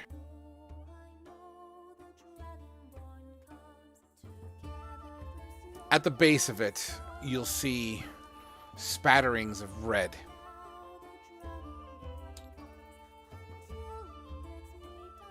Is everybody Like- seeing that? Red. Can I roll an insight check to see what the red spatters might be? I mean, Or am I yeah, too far? you're more than welcome to take a look. And I'm just gonna draw on the table kind of the contours of what I'm talking about here. That's kind of hard to miss, being red on white. Not necessarily that I want to see it itself. I just wanted to see what it might have been, like that. But I. Oh no, I was referring to Fedivin. Oh, I'm sorry. I was referring to Fedivin because he asked if anyone else is seeing this. Gotcha. That's kind of hard to miss. It's red on white. Hey, we've been out here for a while, man. I don't know if I could be seeing things. With a 6, honestly, you recognize pretty quick. It kind of looks like blood and snow. But it's not like this ginormous pool of blood. It's like a spattering, and there seems to be a drag mark that kind of goes up and around this little contoured location. Would we be able to tell if there's any like footprints or marks around to determine if it's human or an animal? What's your, you can go ahead and roll me a survival for that. I think seeing that it was blood, 15. Apto would quickly mention it could be Raven. He must have felt it too. You do see tracks, or at least something looks like it's been dragged through here at your best guess. There does seem to be tracks, be it some degree of, you see tracks. I'll leave it at that for now. You see disturbances in the snow and the ice mixed in with something that's been dragged. Does the blood go with the trail? It does. Does the trail go to where we're looking to go? It's not that far off of the beaten path of where you are. You are technically heading in that general direction, be it not directly north, metaphorically speaking, it might be just a little to the slanty right. It seems to wrap around, so you have this nubbin of a hill, like this boob hill, basically, full of ice and snow, and you're at the base of it on one side as it rolls into it, and you can kind of follow the trail around the, counterclockwise around. Yeah, I think Apto would hurriedly follow it. Like I said, it could be Raven. Kind of hopeful that he's still with us.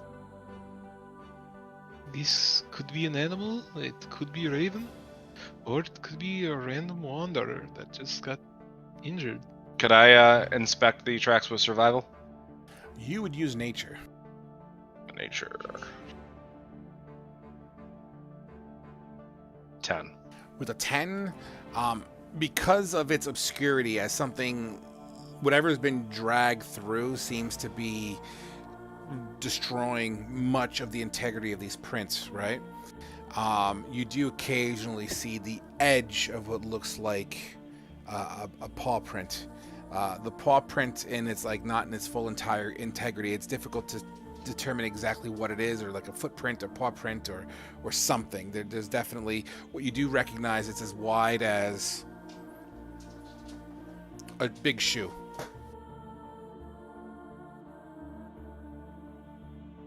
All right. Well, might be dealing with maybe a slightly large creature. Do we want to avoid this?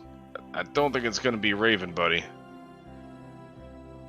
I think Apto just kind of gets a little saddened, tucks his head down a little bit. Could they still be alive? Maybe it's worth trying to save them. All lives are worth saving, at least. All right. Both parts. But All right, let's just remember this could be a monster like Fedivin said. Let's check it out for Raven's sake. Remy, get it sent. He's gonna smell the blood. Absolutely. Remy sniffs down at the blood, and seems to have gotten a scent. All right, let's check this out. Okay. What's your marching orders? I'm in the back. I think it'd be Fedivin, and then Apto and Ernie, and then I guess the others could arrange themselves however they would like. Yeah, it'd be Remy, then me, then everybody else, or however you guys want to do it. Yeah, I guess I'll be like third from the front. Yeah, I'll just be fourth in line. I won't be. Yeah. So whoever. Okay. I won't be in the back. Fedivin. I'd like to think of kind of like a triangle. Okay. Fedivin, as you are in the front, Remy just slightly in front of that, following this very obvious scuff and bloody mixed with mud kind of trail that seems to, and I kind of drew on the table to kind of give you a concept idea. It's a bad drawing, but bear with me. You know, this is a side view, this is the bird's eye view kind of situation. As you follow this trail around to the outside or the opposite side of this mound of ice and snow, the closer you, or at least the more you travel and follow this trail, the more the snow becomes more packed, more disturbed, more dirty. A lot of the snow here is more ice versus snow, probably from matted snow that's just been there for time, has condensed into more solid forms of snow versus your powdery. The blood is still very much obscured there, and Fedivin or Remy is nose to the ground and definitely following through. After about maybe a minute or two of just following this trail all the way around to the opposite side of this mound, a hole in the side of this mound, 5 feet wide, 4 feet tall. It seems to be cut out of ice and earth, to be fair. And the blood goes in there? It looks like it gets pulled into there, correct. If I take a knee, can I see inside? As you take a knee to kind of bend over and look inside, do you have dark vision? No. There's not direct sunlight here. The ambient light doesn't dig too deep into this hole. Can I do I see him doing? Do I see him doing this? Of course. Yeah, I'll mention that I can scout ahead since I can see in the dark. Does he have nothing out or anything? Because I have light as a cantrip. Well, if you need me to take a look, I can take a look. I don't know. I mean, again, something clearly dragged a bloody body in here, so it's probably dangerous. And if we go in there, we're going to be single file. I have an idea. Yeah, I'll tell them that I'll go check it out, and I'll ask if there's any objections. Plenty. Sasano interjects. Sasano offers the idea of using dancing lights to create light inside the cave, so that we can see the beginning of the cave. And then we can decide we'll go from there. Not true. That's what my Fae can do, but I don't know how to do it. Let me take a look first. If I can't see anything, then that's a good idea. Ernie, as you slowly stealth roll.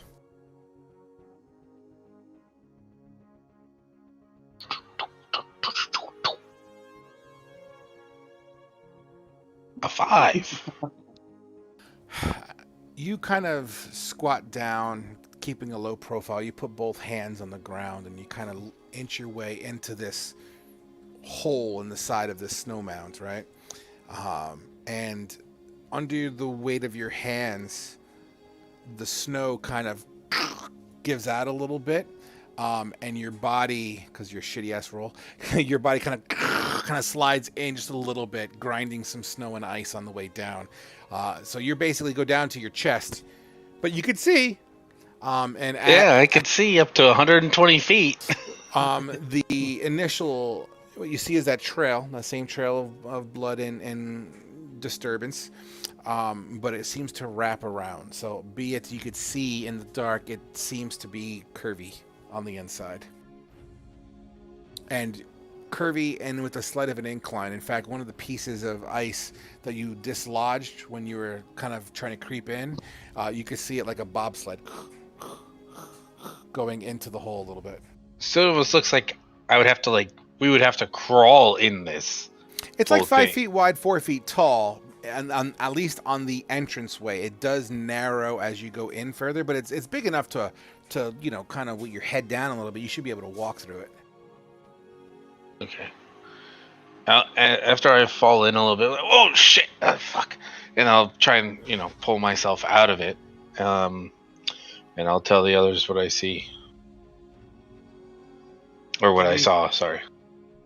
Does the blood trail continue? Yeah, I got no clue what's in there, but I'm not going in there. Let me take a look, and I guess I'll start crouching inside, like trying to see as I walk forward, like maybe 10 feet. The warmth of your hair and fur, because you are a larger creature as well, and your mane, because of your Fae Passenger warming you up a little bit, it creates this situation where your fur gets stuck to ice from time to time, and it slowly, little pieces of get yanked out. And you kind of leave small spatterings of fur everywhere on your way in. But you barrel through it, and like you saw before, you are not as graceful. You kind of break some of the ice away still when you step in. You do see a cylindrical kind of tube with that mesh that we were discussing before, and it kind of wraps to the right and then it wraps to the left. I mean, you're welcome to go down further if you wish. That's up to you. All right, I'll shout back. I'm going to scout out ahead. All right, be careful. I don't know if this is a good idea. Hey, it's not the cave or whatever's not big enough for a sword, is it? I mean, it seems to stay at like a 4 foot by 4 foot deeper you go in, or maybe 4 foot by 3 foot. If you see anything, run. Like, I'll do my best, and I'll just grab my shield and I think it's too small for a sword, so I'll just get my claws ready and venture forth. Okay. Everyone on the outside, you just see Apto kind of just vanish behind the darkness and the slanty right turn of this ice. It gets to a narrowing where you have to kind of squat down, but it's doable, and you're kind of trying to maintain your claws kind of using it into the ice as to try to give you traction, and you're pulling yourself in. The deeper you go, the more smell of something dead kind of radiates in your nose, pungent initially. You also hear, just in the distance, what sounds like chewing or bones cracking under pressure. Ooh. Yeah. Hearing this and smelling it, yeah, what is that? But I don't see what's going on. It's really curvy in here. It's almost like a twisty and turny situation here. There's no real line of sight at the moment. Okay, you know what? I'd like to go. How long does it take to take off chainmail? True story. Taking off actual armor is a process, as well as putting it back on.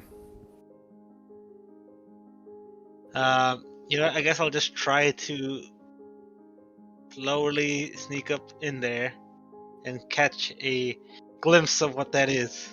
Sure. Roll me a stealth. Oh boy. 2. Oh boy. Can I use my inspiration for the 15?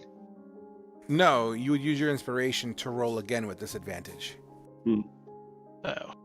I'll use my inspiration. Oh boy. 18. Okay. You take it really slow, and you keep on hearing pop and a growl, pop, as you just hear bones crunching. You get to another curve. Hold on. You get to. Oh boy. And this is why I can't have my camera on, because I keep on giving shit away. Okay. I'm gonna have to draw this out to really give you an idea of what I'm going for here. Hold on. On the table here, I will draw it out. I'm surprised we haven't gotten to a fucking map yet, guys. I'm sorry. No. This heavy art, though. We're about to go to another funeral. So let's say this circle represents the mound you're in. We're looking bird's eye, right? So this would be the entrance, and you kind of whipped around this way and whipped around this way, and it kind of curves into this sort of a situation, and then it sharply turns here. This is a really bad drawing, bear with me. So you're about here is where I'm imagining you at this moment. You still hear the sound echoing in this darkness. You have dark vision of how far? 60 feet. Okay. This turn right here that I'm drawing the arrow to, it's a sharper turn. It's almost hairpinny. And as you... I can't believe it's happening. As you kind of look around that corner, in your face, Jesus. you see... I'm already scared half to death. I have a picture for you. Alright.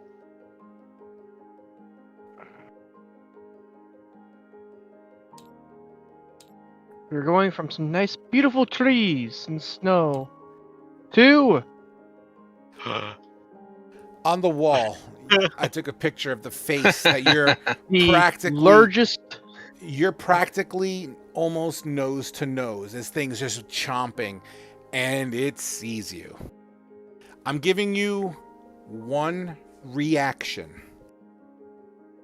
Get the hell out of there. You attempt to bolt? Yeah, I'm like, fuck no, fuck no, fuck no, fuck no. So, in this situation here, I'm going to make your movement. Your movement is going to be halved in this situation. Mm-hmm. And I'm going to say you're deep in this hole about 150 feet. Okay? So, because your movement is halved, because you're squatting down and into a smaller kind of pipe and you're kind of making your way through, this is this creature's home and can move here willingly and freely. And with the loud roar, it kind of like flips around the corner, smashing its hind end. It's big. It's big. It's big. And because of its massive size, it itself also has to kind of minimize its profile. But being a quadrupedal, it's gaining on you to the point that it makes one bite at your foot and misses completely as you move your foot and you keep on going. Oh, fuck. Like, fuck. I think I'm just yelling loudly. Everyone on the outside would hear, ah, ah, ah! Echoing. We must do something. Let's go save them. Do we go in? Do we wait for him to come out? Wait for him to come out. There's no way we should go in there. Apto, what do you do? As you hear you don't even see it. You just hear. I'll keep moving forward, and I'll use my action to dash to move even faster. Sure. As you gain 30 feet, 40 feet. 35. Yeah. 35 is fine. We're not in official combat.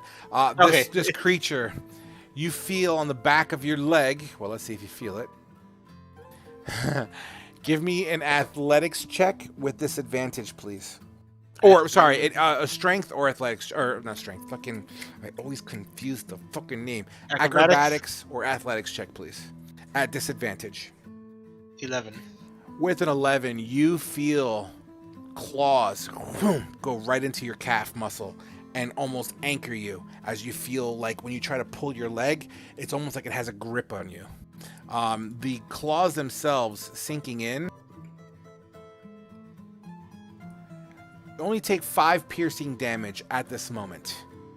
as this, you could feel this pressure grabbing you, like someone with a large hand is just kind of just crushing your calf muscle.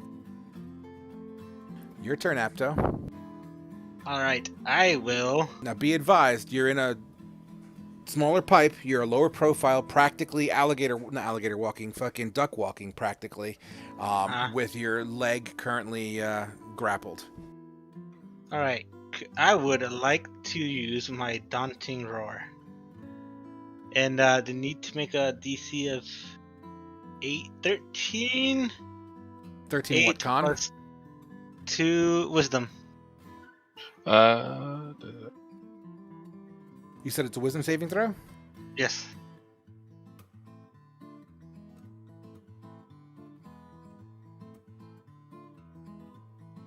This music's oddly on point for this. I posted in the chat what I rolled. Oh, Wow. and then he becomes feared. Frightened, yeah. So he has Frightened. to I believe, Until right? the end of his turn. Okay, so you feel into your calf and instinctively turn around. Mwah! Everyone outside, you hear the reverberation of the craziest fucking roar you have ever heard. It's so mighty that you could feel like this tunnel, this burrow, amplifies it in such a way that you could feel the vibrations kind of rattle you guys on the outside. The creature itself lets go of you. Yeah, and then I'll move, and then I'll use my action because the roar was the bonus action to move again. You do so, and you kind of whip around a turn, breaking line of sight. You hear scuffling from behind you. Your turn. I'll keep moving forward until I'm out. Yeah. I've moved 70 feet, so this should be the last stretch, more or less. Pretty much. And no sooner than you say is the last stretch, everyone would see Apto kind of pop out and take it away. There's a fucking polar bear in there. Get ready, boys. Phomos is with us. I'll raise up my bow and aim down the alley which I see. I will cast Dancing Lights. Wait, can I even do that? Yeah, you're a drow. I believe you can do it 3 times a day or 2 times a day or some shit like that. Okay, I will cast Dancing Lights. I think I posted it, and I will move the light down the tunnel, illuminating, so Fedivin can take a shot with his arrow with better accuracy. Gotcha. The line of sight itself, like I said, it goes in maybe 5-10 feet and then it curves. So the light would absolutely at least shine to the back end, and you can see it kind of reflecting off. You guys don't see directly in the tunnel what the ambient light here is, but as Fedivin's holding his bow, you don't hear any commotion coming from inside. Okay. Or he's backing up away enough from the entrance to, kind of get ready just in case the polar bear comes. The bear comes up. Susanu will draw his blade and basically stand in the front line. I think I scared it off, guys. But holy shit, it scared me. You notice, Fedivin, Remy begins to kind of bolt counterclockwise around the mound. I think there might be another way out, everybody. He's gonna follow Remy. Yeah, I think at this point, after Blade will go to follow. Yeah, I guess Fari's going to follow as well. Gotcha. As you make your way, halfway, maybe a quarter way around this mound, about 150 feet in the distance, you see the ass end of a polar bear running away.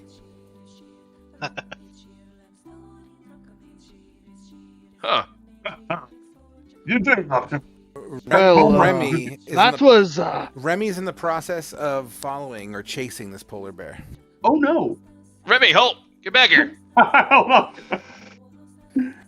Remy does the equivalent of "God damn it!" What's a big old piece of food? But it's running away. As the white fur mixes in with the ambient snowflakes in the air and the white background and the white clouds with the white fog, this bear starts to vanish into obscurity. Yeah. You see anything I interesting in guess- there, Epto? Oh, sorry. Go on. Only interesting I saw was that thing's face.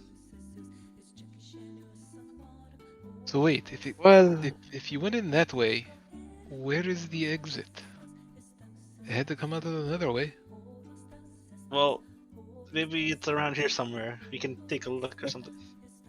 Glade will start looking for the second entrance or exit. Yep, and it doesn't take much time. I mean, polar bears are not known for hiding their entrances. As you just keep on walking around the mound, and you do see what appears to be another access point. I guess Glade will start to walk in, seeing how the bear's gone. He'll decide to go in this time. Like, can anyone patch up my leg? Faru is going to probably. I think I can. Yeah, I can. Okay, I'll cast Cure Wounds on your leg. What is that? What's going on here? All right. What is that showing up in the game?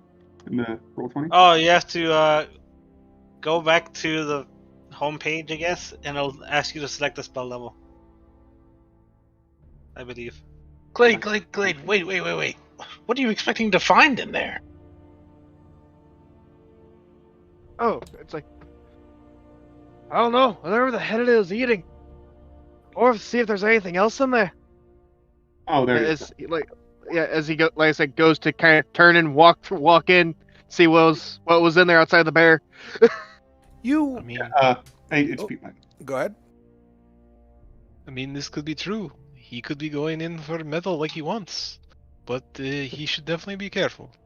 As you make your way in, Glade, once again, the profile makes you kind of duck walk, at least to get, in there. It's tight. It's not, it's not claustrophobic, but it's tight. And, you flip to the left, you turn to the right. It's dark in here as well at this point, and I believe you do not have dark vision. No, I do not, but I do have a torch. You crack your torch. Could try to. Yep. And the interior of the ice formation kind of reflects that ambient firelight, and you make your way to the inside. The smell of iron is really heavy in the air here. Surprisingly, the deeper you get in here, the warmer it is. Okay. Yeah, I'll just kind of start looking around on the inside as I get outside of the little tunnel end, assuming it opens up, right? It does. It will have a small miniature cavernous location. And as you kind of breach through, you're able to stand up completely. You take your torch and you kind of looking around. And practically the side of the other entrance, you'll see what looks to be an animal that's been so torn up it's difficult to identify, but it bleeds red as the red pools all over this side. Chunks of fur is seen kind of over broken bone. You also see piles of fecal matter in the corner in certain areas of this little hovel. On the other side, under what looks to be frozen blood, there appears to be another mangling in there as well. This mangling, however, seems to have fabric with it. Okay. Yeah, I guess I'll go kind of explore the thing that had the fabric with it. Yeah, as you get to it, it looks Just to kind be of check it. It looks to be a cape. There's this cape on the ground. It seems to be all shredded up. It has a green tint to it, but it's shredded, almost as if something clawed its way through it. But it's laying flat, and it's covering the majority of the blood that's on the floor, and there seems to be contours, lumps under this cape. Yeah, I mean, I'll just kind of start to go to pull the cape off and basically search what I'm assuming is a body at this point. You pull the cape, and even though some pieces of it are kind of embedded, frozen into some of the ice, you kind of yank it, and you kind of tear it off. The cape itself has a frigid feel to it, so it's really tough when it comes to, you know, bending and whatnot. It's semi-frozen. You pull it to the side, and there seems to be pieces of what looks to be a humanoid. Next to this humanoid seems to be a backpack, shredded, as the contents spill all over the floor, have spilled all over the floor. It looks like it's been here a while. Yeah, I guess I'll just kind of use the torchlight for what I can and see what's there, or like what's salvageable out of the backpack as well. Give me an investigation. Yeah. 1 sec. Woo! Something I'm proficient in. Doesn't matter.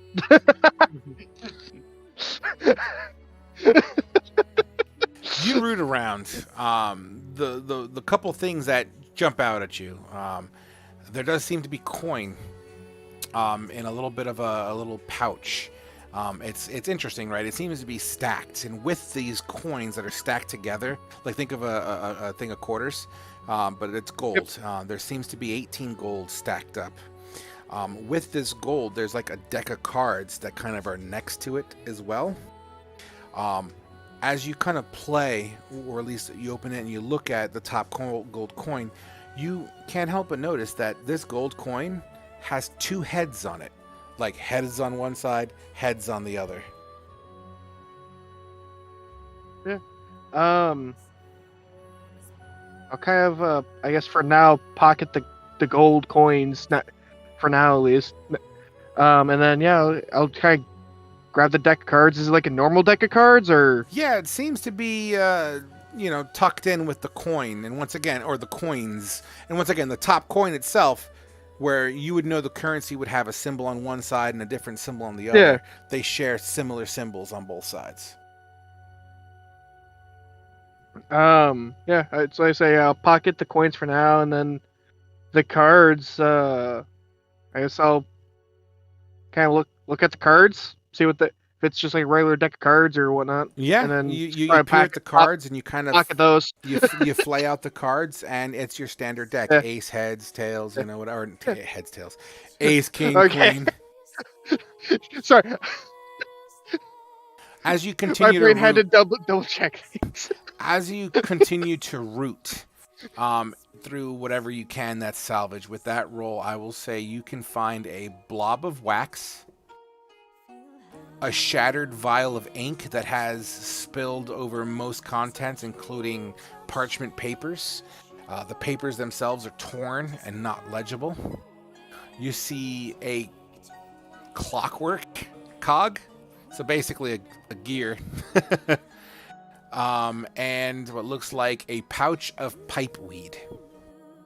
The pipe weed, as you open it up, you take a whiff of it, and it smells stale.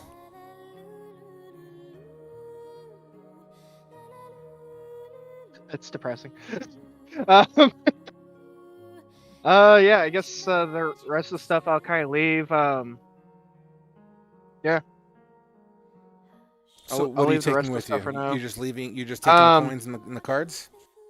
Yeah, I'll just take the deck of cards and the coins for now, because it's like you said, the cape was torn into shreds, basically. Yeah, it's not then, really usable. Yeah, it's like I know mending, but that won't matter at that point. Yeah, there's not much there. All right, you make your way back out? Yeah, I'll start heading back out. You make your way back out to the rest of your crew as you see Glade pull himself up. He stands up, kind of gives himself a little bit of a back stretch as he was hunched over for a little bit. Yeah. Glade kind of look towards Ernest. Hey, Ernest! Yeah, let's see a coin like this, and he kind of flicks one of the coins over to Ernest, saying how, like, to my knowledge, he's another merchant. I'll reach out and I'll catch it and be like, I'll take a look. You know? Yeah. I know somebody who would have used something like this. But I gotta tell you, we just fought off 5 polar bears while you were in there.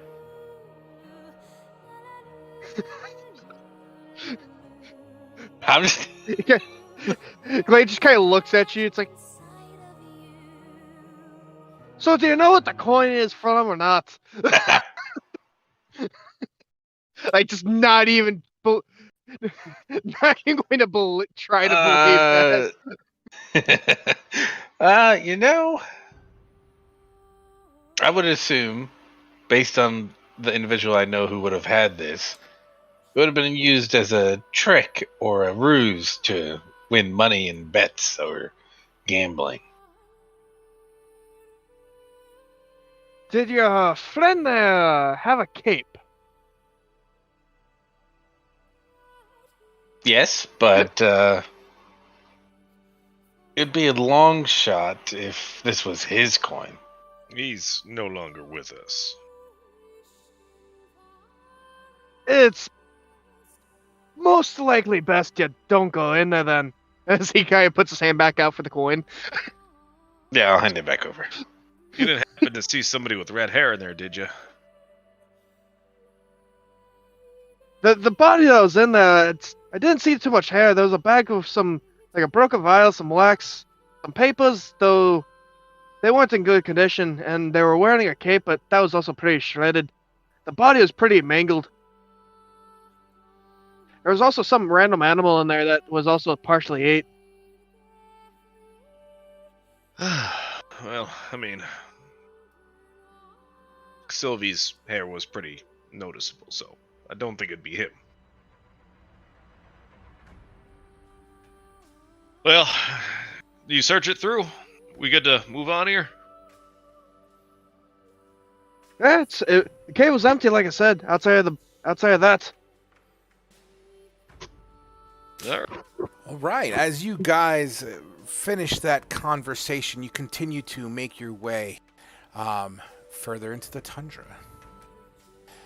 The afternoon comes to a close as we head into the evening hours. The air temperature drops an additional 10 degrees. I would like everyone that doesn't have a Fae passenger to give me a Constitution saving throw.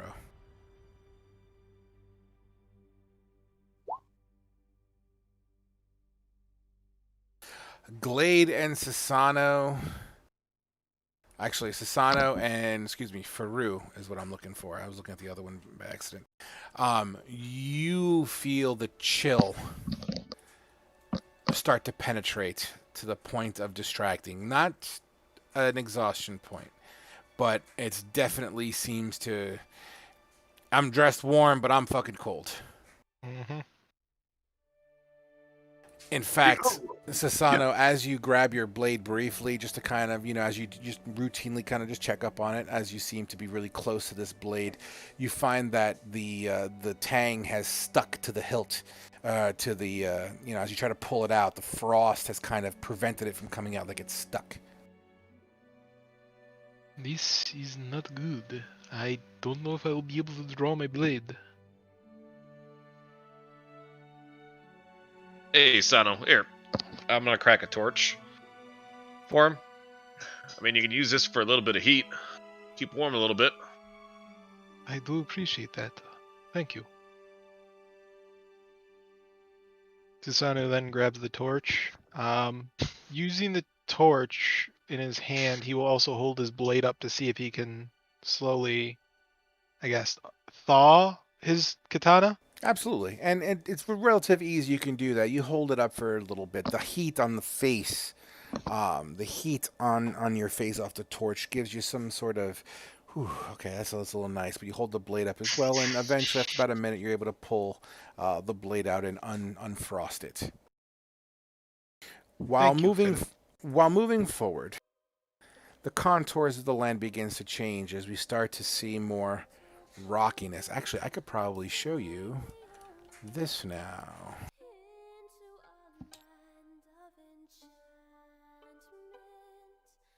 Some of the music really does hit pretty decently. Mm-hmm. Mm-hmm. Well, y'all want to know where you are? Here's what the soulless wasteland looks like. Oh boy. Woo! Tundra! So, as you guys make your way,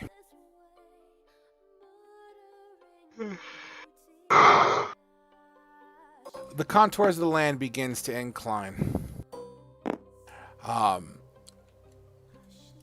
Just as you get a good grip, this is, once again, the sun's in the process of going down. It's still light out, but very much dusk. You can't help but notice this smoke, pillar of smoke that seems to be radiating from behind one of the contours of the hills. You think there are people over there? Looks like somebody might have set up camp.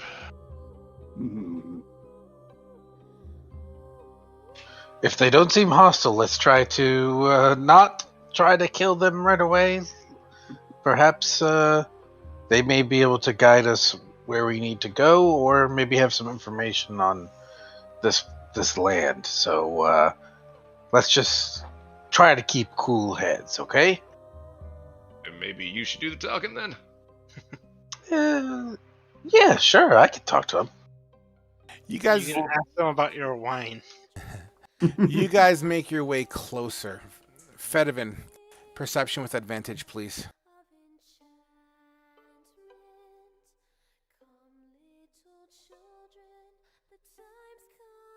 $18.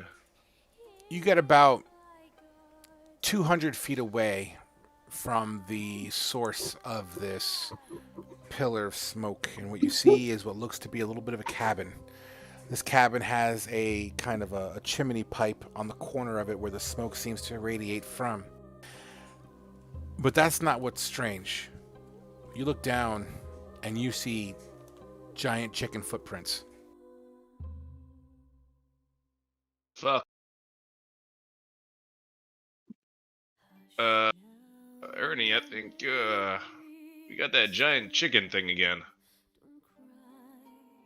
The hell's it doing all the way over here? Sorry, I'm laughing.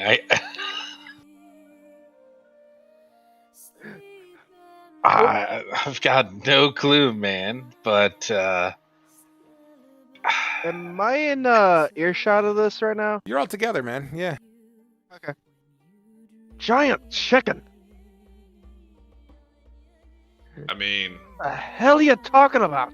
I only looked at its footprints. I mean, I know a good deal of creatures, and footprint was a chicken's. In fact, hey, I'm even going to add one level of complexity to this that I didn't mention. It seems to lead towards this pillar of smoke.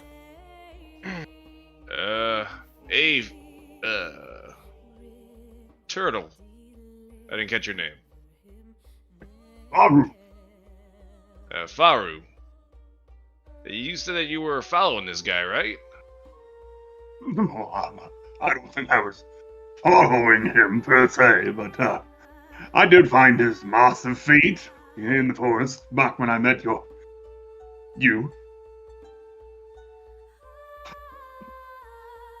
I guess that doesn't help us find out what the hell this is. Well, I mean, the tracks go to this cabin. And by giant chicken footprints, I for the people who are not initiated from previous sessions, they're big. They're like 4 to 7 feet from fucking tip to back. Jesus. It's a big chicken. That's a huge chicken. No shit. That's a lot of meat, alright. though.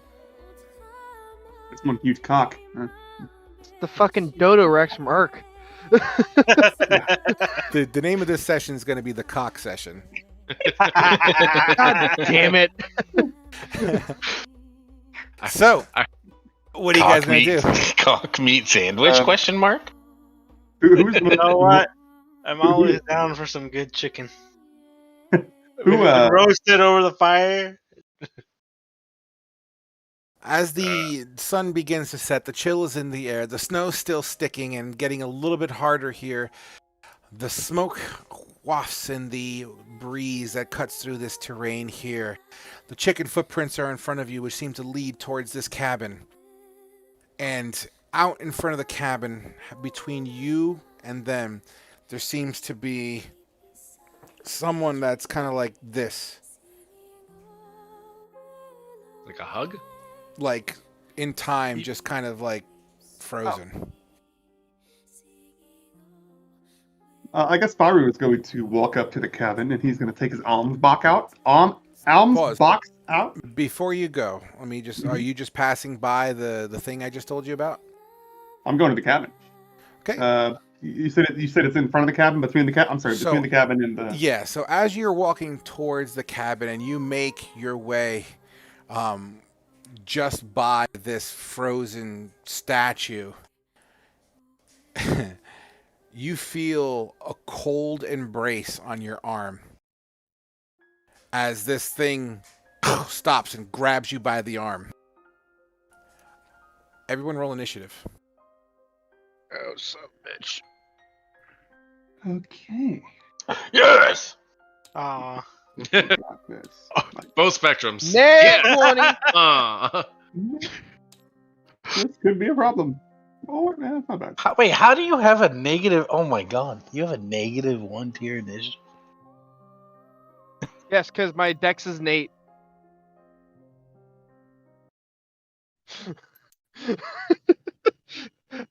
Oh, He is boy. not very dexterous. All right, let me go ahead and draw some grids for you to see. It's the puppy. Negative 1. That is not the correct size. We want to go to 1.5.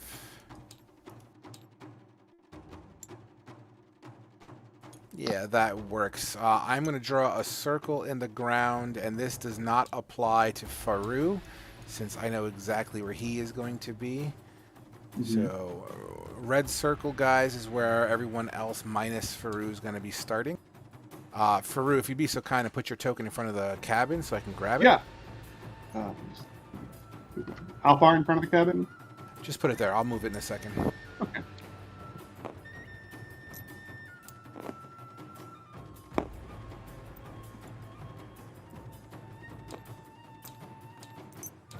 I'm just queuing up my initiative. All right, everyone got their initiative started? Wait, what happened? My headphones kind of died in the middle of that. Yeah, we were just rolling initiative. And, Oh, hey, I'm floating.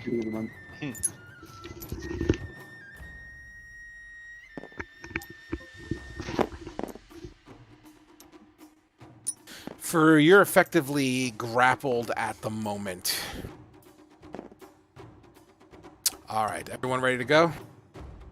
Yes. Rolling initiative in 3, 2, 1. Sasano and Faru did not set their initiatives. Maybe? Oh, wait, hold on. Whoa, it's probably. Yeah, you see where it says initiative mod 0 and then initiative value? Yep, this is gonna be 50. Oh, that just disappeared. I got you, bro. Yeah, where it says initiative value, you put in your initiative roll, Yep. Oh, got it. Yep, okay. There we go. and initiative mod will your modifier. So what was your roll? My 13. roll was 15. 15? And what's your initiative modifier? 3. 0. Okay, yep, that's fine. Here, do you want me to do yours, Faru? Did I put the initiative values 13 there, and then the initiative mod being 0. What else did I have to do? You could just close that and it should be good to go. Oh, I'm sorry. Okay. Faru, yours was 1, right? 13. No, that was gain. He already put his in for. So us as players, we only see theirs as like, you'll see theirs as like 100. So if they changed it, they changed it. Yeah, and if you look on the right side, it went through. Frog, we can't hear you if you're talking. I'm not talking. I wonder Okay. why my dude is not at the top of the list where he should be. Because he rolled a 7. He said, "I see a 7." Yeah, same. Frozen dude 7, yeah. I like how his name's Frozen Dude.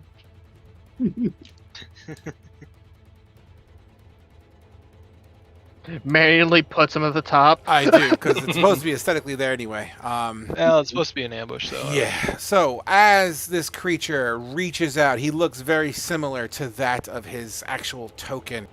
As Frozen Dude grabs you on the arm, Faru. He will then look to you, open his mouth. I'm so sorry. And attempts to punch you in the face. With an 18 to hit, doesn't do it as you bring up your shield as a defense. Ah! And his frozen fist smacks you square on the shield. Ernest, you're up. All right. Faru, look out! Get out of there! And I'm casting a chromatic orb, a fire chromatic orb at this thing for 20 fire damage. Holy shit. Jeez. And Welcome to the Thunderdome, bitch! Well, that is true. Initiative. Fedibin said he's got dropped from the initiative. who did? Dave, Fedibin. Oh, go ahead and put your number in there. I will refresh. Yep, it's there. There was a blank spot. Not set their initiative. I thought I set it. The hold on. What am I doing wrong? Initiative rolling? Initiative value. You have to Yeah. change your initiative value. Yeah, this it is value went 13. through, but for some reason it said he didn't do it again. Do I just hold on? Do I press 1-3 and then enter? Is that? So you want to click on the 100, just put 1 and then Yeah, Oh, look, there, it off. there he is. There he is. Oh, yeah. All right. Oh, okay. Frozen Dude goes before Ernest. Let's just keep it like that. Just remember, I'm not going to redo all that shit. Right. Okay. All right, cool. So Ernest went, so boom, as this massive fire disc just kind of slams into this creature. You hear, oh no, I'm sorry. Glade, you're up.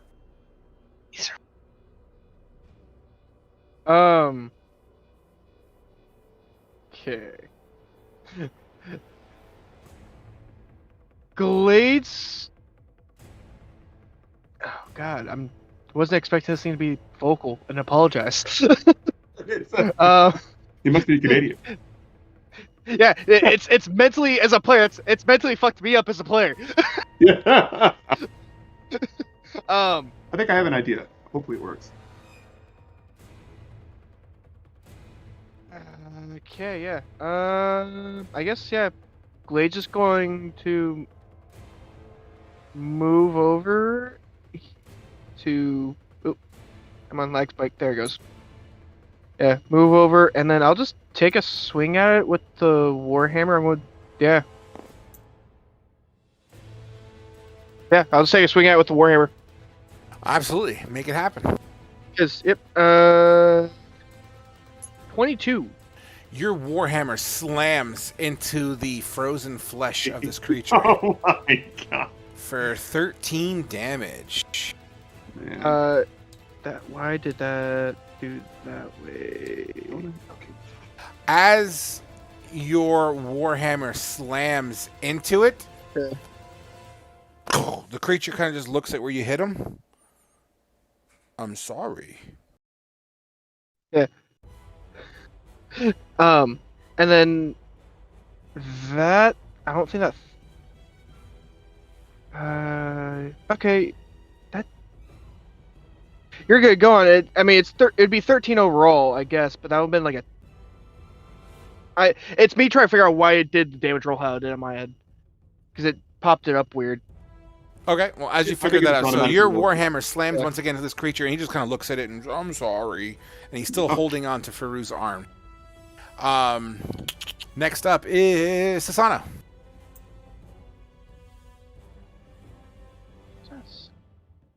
Oh, okay. Let's see. I will go here. I will then use Fighting Spirit, Okay. which gives me. Oh, hold on. I got I don't want to rotate him. I'm trying to get the plus for the Thank you. There we go. I will then take a swing and hopefully try and slash off the arm that is holding Faru. Sure. If I can do that. Alright. I have advantage. And two-handing slash. Your blade collides with the arm of this creature. 6 slashing. In a fancy slash, and you kind of bring it in. It gashes a frozen gape in this creature, and underneath you just see frozen muscles, tendons, and whatnots. You see stitching as well underneath. It looks at you, but I'm sorry. Would that be your turn? Yes, that will be my turn. Faru, as you have your arm being held by Frozen Dude, what do you wish to do? This is a free action, right? I think I can talk to it. At least I think it at least speaks common. You can talk. So I'm like, Please, sir. What ails you? How can we help? I don't know. I'm sorry for what I'm about to do. I'm going to. I'm gonna tell him like. I kind of look my head like I'm in the middle of like tensing up, trying to keep it. Then I look down a little like, And I'm sorry, too. and I'm going to cast inflict wounds. Jesus. It's I think it's a DC 13. If you. Yeah, I'm sorry. Reading something real quick. Oh, sorry. It doesn't have a DC. It's just if you hit the creature, which yeah, you did. It hits. Oh, okay. It hits. I'm just checking something out real quick. Oh, okay.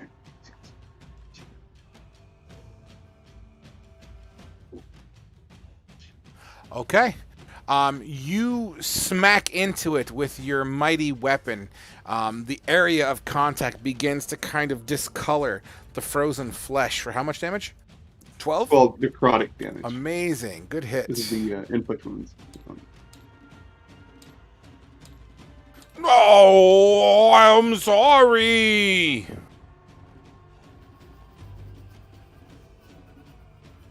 Would that be your turn? The bonus action. Yeah, I think that's it. All right. Fedivin. I am going to let an arrow fly. You let your arrow fly. Yeah, let's do sharpshooter. Maybe I'll get lucky. A 23? With a 23, your arrow slams dead center, brain shot. 20 damage. For 20 damage, the pressure of the arrow goes and knocks his head back. And he kind of looks at it and pulls it out. Sorry. And then drops it on the ground. What kind of freak is this? Remy, get him! And Remy's gonna charge in. He has 40 feet of movement, so he's basically just gonna like come in, lunge, and do like a grab while keeping his movement to try and drag him down. Okay. So Maul 22. The 22 hits. Okay, and then there's charge damage on top of that. Okay. So there's Maul and then charge. So 12 points of damage. 12 points of damage as Remy begins to shred frozen chunks of flesh off its leg. But I said I was sorry as he tries to kick your dog off slowly. He needs to roll a strength saving throw of my spell save DC, which is, I believe, is 12. An 18 unfortunately beats it. As this creature seems to be quite frozen to the ground of sorts. And that'll be my turn. All right. Apto. Let's see. Can I make it here? I can. 35 movement? Yeah, you can move through your people. That's fine. All right. Then I will swing at it with out with my greatsword. Yep, you'll get a +1 to your attack as well. Oh, awesome. With 24. 25. Your 25. greatsword. Whack! You kind of like the frozen skin is hard to breach. You chunk a good chunk of it out, leaving a small cleave on its back shoulder area. How much damage? 11 slashing. Bink! It kind of just leans forward a little bit. Oh, I'm sorry. I'll use my action surge to make another greatsword attack. Sure. 23. 23. You Or another 11. You cleave it sideways, and once again, a piece of frozen flesh flies off. Oh, you don't do this. And that'll be my turn. Okay.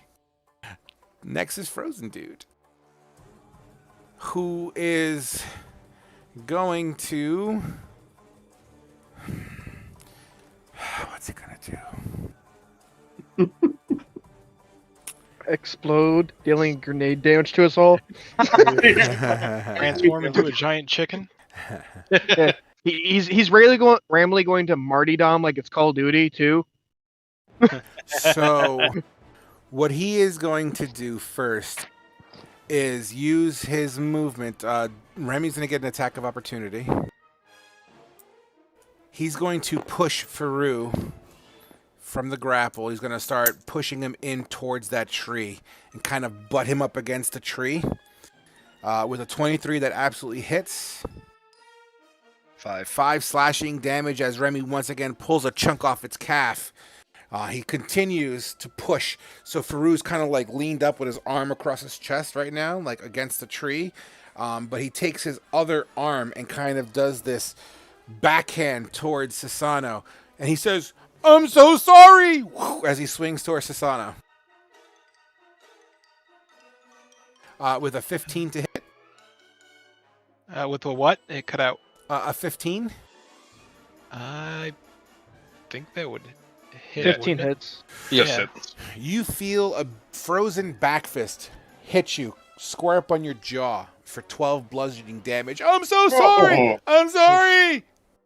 Well, it's more like, I'm sorry. Next up, it's Ernie. So 12. So I take 7 damage. Yep. Let's do this again. I'm gonna throw out another chromatic orb at this home slice. Do it. An 18 to hit An for 18. 13 fire A damage. 13 fire damage lays into this creature. Everyone around, you feel the warmth of this fucking ball of fire slam into him. 13.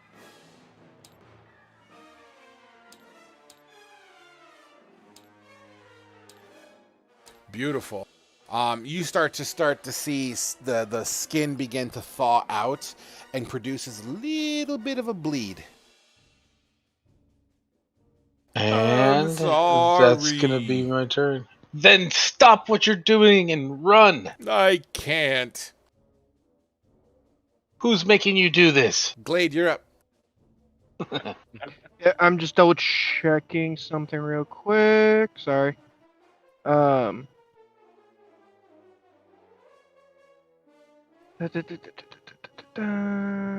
Okay, yep. Alright. So I'm going to guess we'll just go this way. Searing Smite, and then I'll smack it. Sure. Yep. By the way, you can indicate that. So what happens for smites? You do the attack, and then you can be like, "Oh no, I'm sorry. This is different. I apologize. You're right. You did it the right way." Yeah, it's a bonus action. The word smite. Yeah. Yep. So yeah, going to do a Searing Smite, and then go to swing at it. Sure. Unfortunately, I Is that a 7? doubt that doesn't. Yeah, you that's a swing 7. and your searing smite crashes into the ground, erupting the ground in a semi-blaze. Yeah. Well, it's next time I hit a creature. So, but I'm flavoring it. Just go with it. Yeah. Sorry. I apologize. I'm sorry. It's all right. Yeah. That's all she wrote. All right, Sasano, you're up. Once more, fighting spirit. So I get the additional 5 armor. Yep. All right, 2-hand. Slams into it. You gash Right. it for 7 slashing damage, and it rakes across the belly of this creature, which is all frozen over, leaving this crater across, or at least this trench of frozen flesh. He looks down. I'm sorry. All right. I will use my action surge to get another hit in. Sure. So, is it? No, it's not another 7, right? I'd have to roll another Correct. Yep. katana? Okay. Yeah. Nice. Yeah. You do. Bank. Okay. And 7 Seven slashing. slashing. All right. Yeah, and you're just hacking little small pieces of frozen flesh. No, don't. I'm sorry. And the back end me. All right. Faru. How? Okay, I'm trying to think how damaged does this thing look? It's the burns and the chunks of flesh. I mean, it's hard to tell, but it does seem to be losing some control of its muscles, as it appears to be. It's hit. I'm going to use hold per. I think it's hold person. Is that a? The ranged attack. I'd probably be a disadvantage for him trying to hit it because it's like grappled me, right?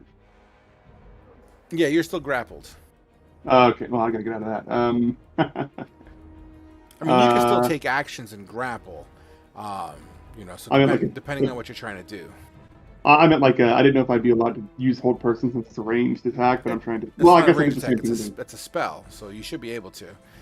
If it's a link the spell, please. Oh, I got you. Okay, right there. Oh, here's a wisdom saving throw. Yeah, you could use that. Why not?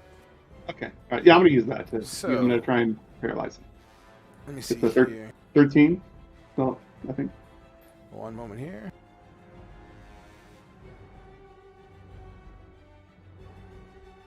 Okay, wisdom save. With a nat 20.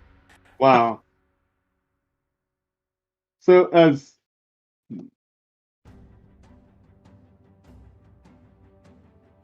where is this? Okay, so with a bonus action, I'm going to pop out my spiritual weapon. Sure. Your spiritual No. weapon pops out and swings for a 13 and collides with 4 force damage. I need to eventually create you a spiritual weapon. In the meantime, why don't we use this little flaming thingy? So, where do you wish to pop out this spiritual weapon? Right here? I'm just gonna just a moment. Don't do this again. I'm not like re-rolling anything. I'm just gonna show it because like it didn't show up what it did. Okay, there we go. So yeah, ignore the 9. It's just a 4. It's gonna be right on the other side of this thing.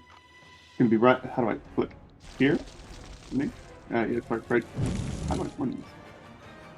But yeah, right next to Apton. Got it. Right. Beautiful. As 4 force damage slams into it. What exactly is the shape of this? It's in the shape of a glowing branch, like a very holy light sort of thing. Like it kind of reflects his seclusion, Beautiful. like the forest, the area around him. So like it's one of those things that he used. Would that be your turn? I think so. Use my action, use my bonus action. I don't have anything else to do. All right, Fedivin, you're up. All right, letting it fly. Let it fly. Oh, that's not going to hit. Your arrow flies off into the snowy distance. Apta. Well, unless you want to move, Fedivin. I'm sorry. Oh, and you have a dog too. Yep, I'm going to use my bonus action to move Remy. He's going to swing around. Oh, wait, that's... Never mind. I thought you moved the weapon the other way. Remy's going to back up 5 feet and then charge in again. As soon as he moves. Okay, there we go. For a maul. Which would be 16. That absolutely hits.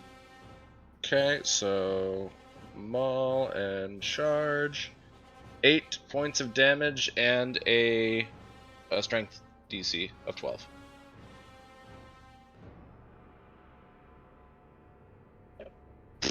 Ooh. He's one sturdy bastard. Absolutely. Alright, that'll be my turn.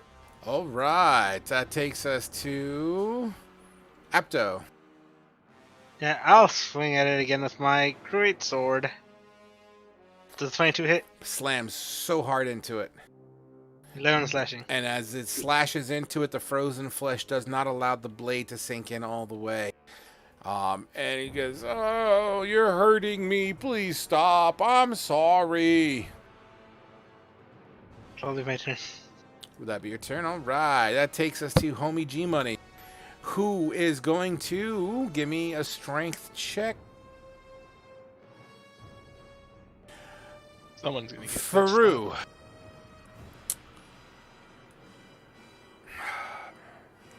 Give me a athletics or an acrobatics check, as this is a second form of a grapple that he's doing.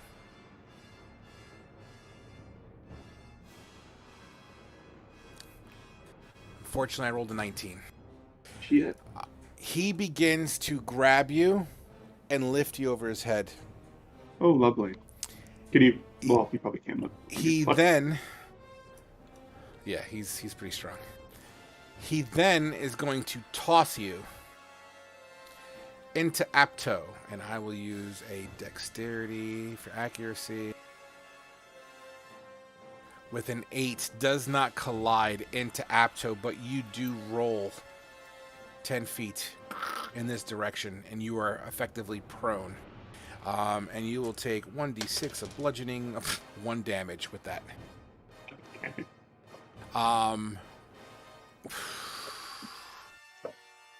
And while he does it, he picks you up and be like, "I'm sorry," and tosses you. He then will turn to face Sasano and try to gut punch you while apologizing so gingerly. With a 19 to hit. It hits. "I'm so sorry." Boom! 16 bludgeoning damage to your freaking diaphragm. Ooh, that pitted me. It is Ernie's turn. I'll try, and then I'll So 11 damage. I'll try and speak to it at first and be like, "Who is making you do this? Tell us." 11 down to 16. Yep.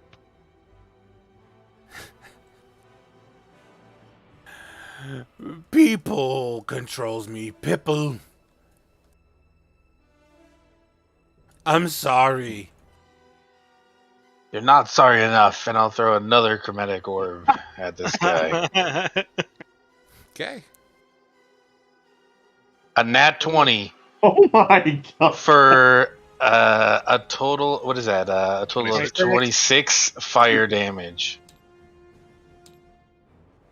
Wow.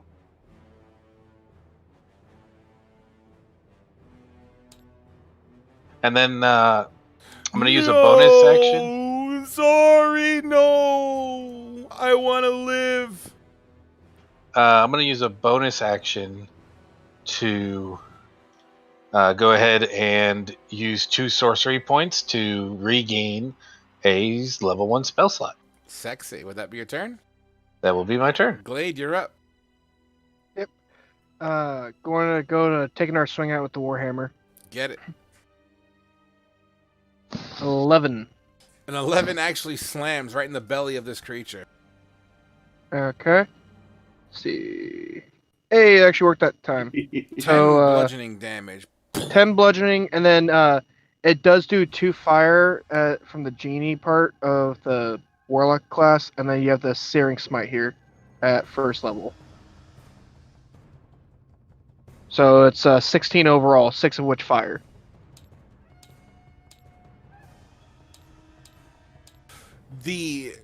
As you pull the hammer away from the body after slamming into it, it leaves a searing mark on its belly. Oh, I'm sorry. No, don't. Is that your turn? Yeah, that's it. Glade's just going to kind of like snarl at it, and that's it. Sasano, you're up. Okay, Susano is going to back up a couple feet. As you back away, it's going to take an attack of opportunity. Okay. Are you familiar with attack of opportunities? I feel like you may have not known that. I do know because I would have to disengage, or if I disengage, I lose my bonus action, or I lose my action. Correct? If you disengage, remember. that is your action, correct? I've already said that I'm just moving away. Beautiful. So I like you sticking to it, brother. Well done. Good form. Good form.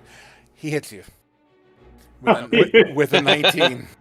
As my you're God. getting away, he kind of, because that hammer, he goes, "Ugh." So he's going to try to hammer hand you, kind of like on the top of your shoulder, and cracks into your clavicle for 14 bludgeoning damage. Oh, fuck. Oh boy. You start to feel the side of your face start to go as it's starting to swell, and you feel your heartbeat in the side of your face. Times. All It's right. still your turn, Sasano. First off, I'm going to. I'm going to take a shot at him with my longbow. Sure. Hits as your longbow slides into its chest. An arrow sticking out of where its nipple would be. I said I was sorry, please don't do this. Okay, for piercing, and then before my turn ends, I'm going to use Second Wind. Okay. Hey, get some health. So, I'm sorry if we're going over, guys. I apologize. No, that's fine. It's fine. so I We roll. should No, be we wrapping can just up keep soon. playing. No, we can just keep playing. 10, I hate ending sessions in the middle of combat. It's like my 8. biggest pet peeve. So I get an 8 plus 3, 11. so I get 11 life back. Beautiful. Would that be your turn? Yes. Farouk. I'm gonna. Okay, first I'm gonna get up out of that, and that's half my movement. And I think so it's 30. So I have 15 feet. I'm going to start running to the a lot further away than I thought it was. So 15 feet to move, and I'm going to use an extra 30 feet to try and get to the cabin door. There. So I dashed, and I'm going. What? No. Okay. So I'm going to tell him like, please tell us. For these people who are controlling you, we can save your life.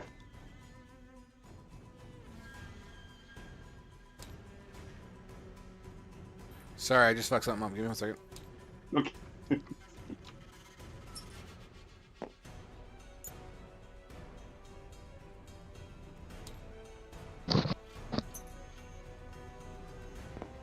There you go. All right, sorry about that. Yeah, as you make your way, there's a window next to the door, and you see a figure in the window. Close the blinds. Ha! Would that be your turn? Yeah, I think it's it. I can't do anything else. I got it. Fan-bloody-tastic. Fedivin. I'm not sparing this guy's life. He's taking us out. And let another arrow fly. 20. Another chunk. Boom. For 15.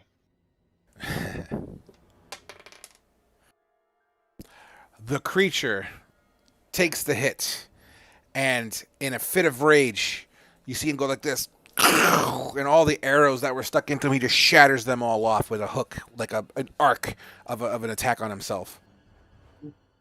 Boy.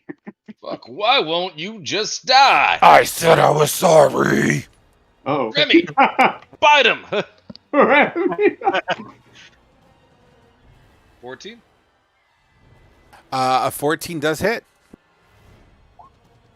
For 8. And once again, rips a piece off. And Oh, that'll I be gotta, my turn. I gotta roll a check for that. 21 ain't gonna happen. Yeah, no, he has to charge Yeah, him. this dude's got a pretty high strength score. Oh, yeah, no, Remy has to charge him for that to happen. Oh, even better. I'll save it for the next one. No, I'm just kidding. That takes us to Apto. Alright, great sword. To the face. Natural 20. Absolutely. Jesus. 12 plus 4, 16 slashing You damage. swing. Cloak! but it doesn't cleave into it with the frozen flesh, chunking off just a small piece of flesh. Jeez. It doesn't cleave into. Okay. That'll be my turn. Okay, this creature who's now, I'm sorry, charges up to you, Apto, and looks like he's getting ready to clothesline you What?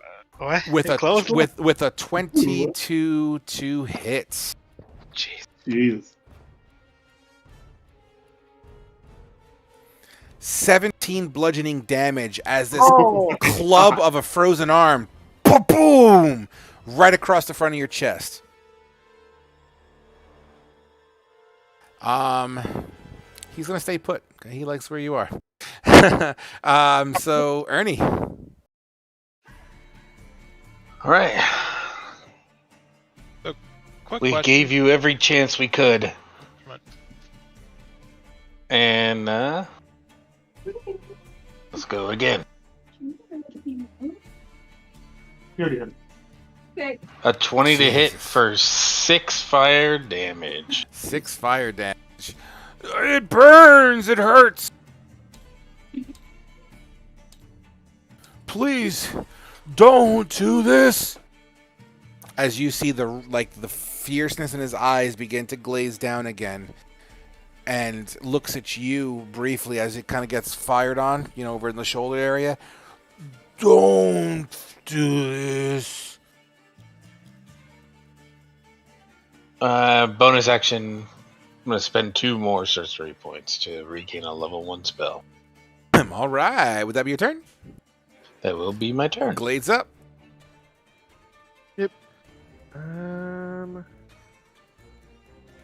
So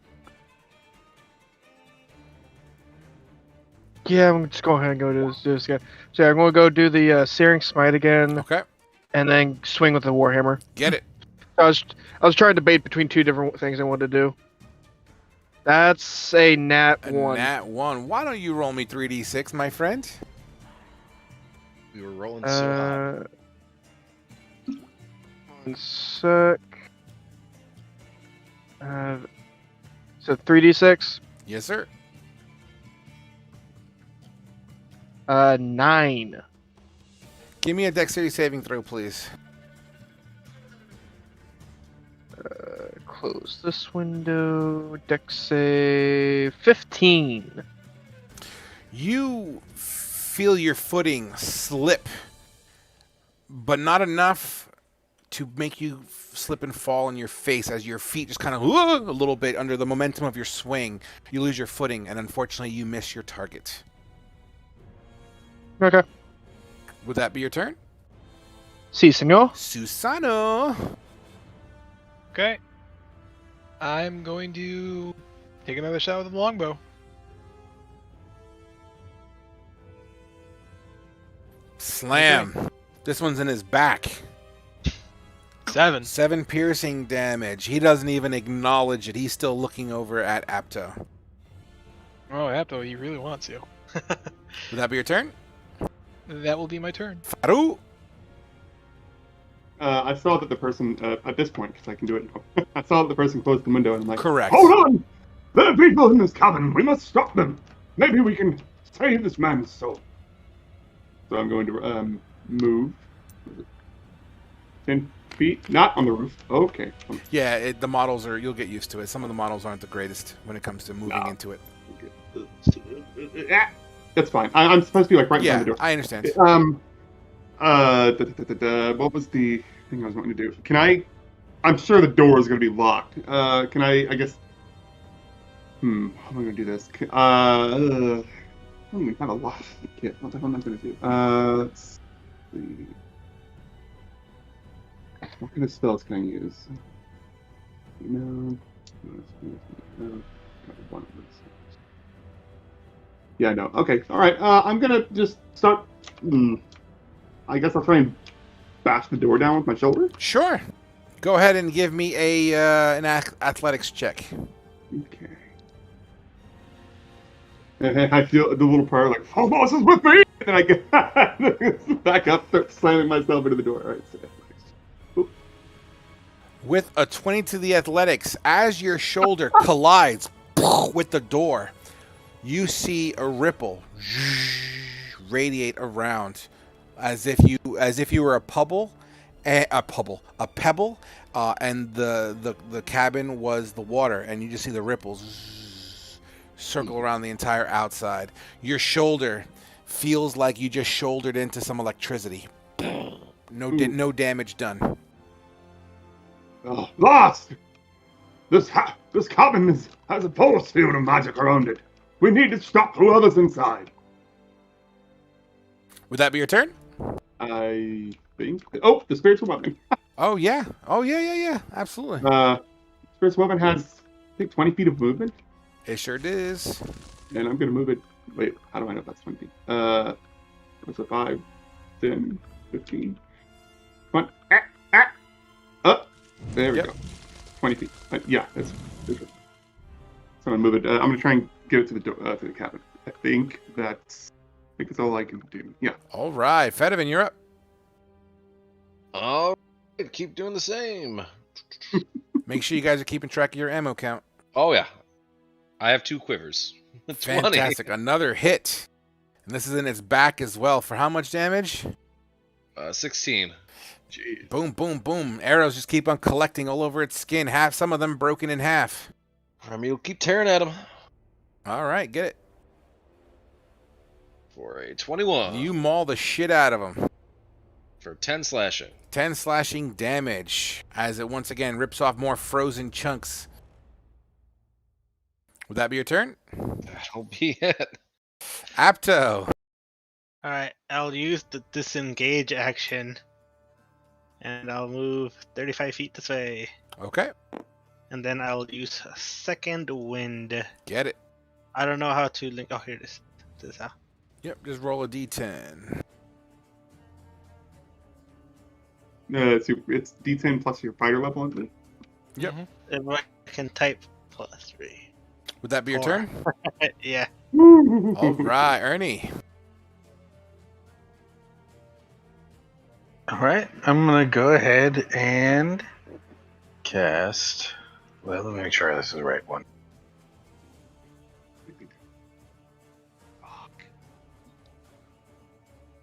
Yep. All right, I'm gonna go ahead and cast Shocking Grasp on this thing. Okay, And that is that's a melee touch. You know that, right? fucking ballsack. I'll use some meta magic and use distance spell, Sure thing. and I'll spend my last sorcery point to get it 30 feet. So let me make sure I'm right distance. Jeez. Bang. Boom. Perfect. I'm a god. Pre-calculated. And then I'm going to go ahead and make my attack. Pretty good. For 12. A 12 hits for 6 lightning damage. 6 lightning damage. Wow. You see kind of shock all around him, and he kind of stutters. I'm sorry. Would that be your turn? I am going to use a bonus action to sacrifice a level 2 spell slot to gain sorcery points. Okay. Look at you. Would that be your And turn? here it is. So I would gain 3 sorcery points back. Sexy.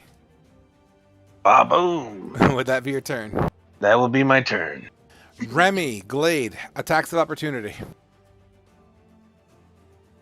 Get 1 second. Another 21 from Remy. All right. Damn. Nat You roll 20. better than I do. Boom. Go ahead and roll your damage. 10 slashing Yep. from Remy.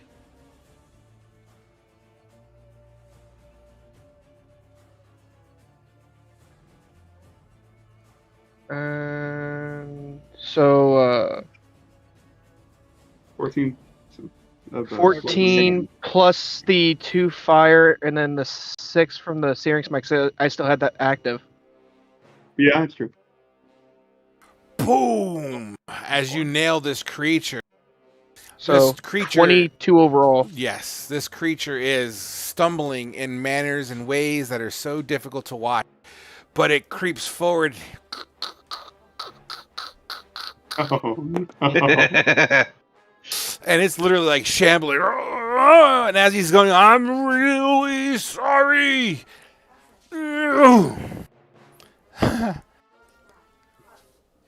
23 to hit. I'm gonna use a little bit of luck. Re-roll that, please. Me reroll? Yes. You can also spend 1 luck point when an attack roll is made against you. Okay, I will roll again. Oh, wait. Sorry. I roll the d20.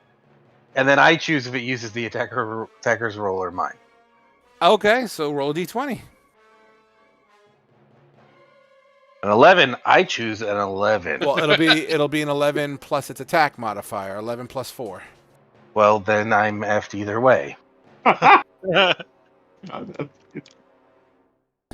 So you're taking it. I have to. Oh no. Oh, here we go. I'm so sorry. And he basically spikes you into the ground a little bit with a heavy club of an arm for 19 bludgeoning damage. Jesus Christ. Ah! That was almost max damage. That was crazy. Almost. Damn it. Boom! I'm so sorry. Ernie, you're up. Oh, no. Oh, It's not Ernie's turn. It's No. Did I go out of... Oh, I was supposed to go before you, didn't I? Wait. I'm confused. I'm confused as well. Who was the last one to go? Ernest, and then Yeah, it was you shocking glass, and I never went. Oh. So there you go. All right, so Glade, you're up.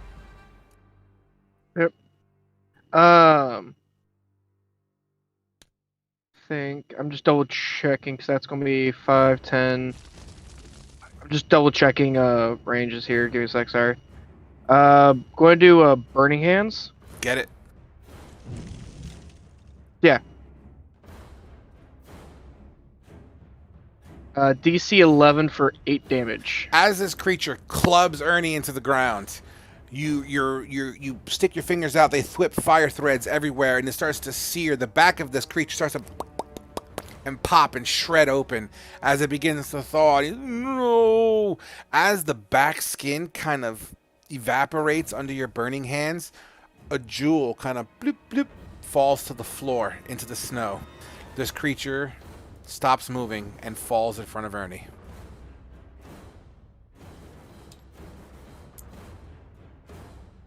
Oh, thank God. All right. I fall to my knees and writhing in pain.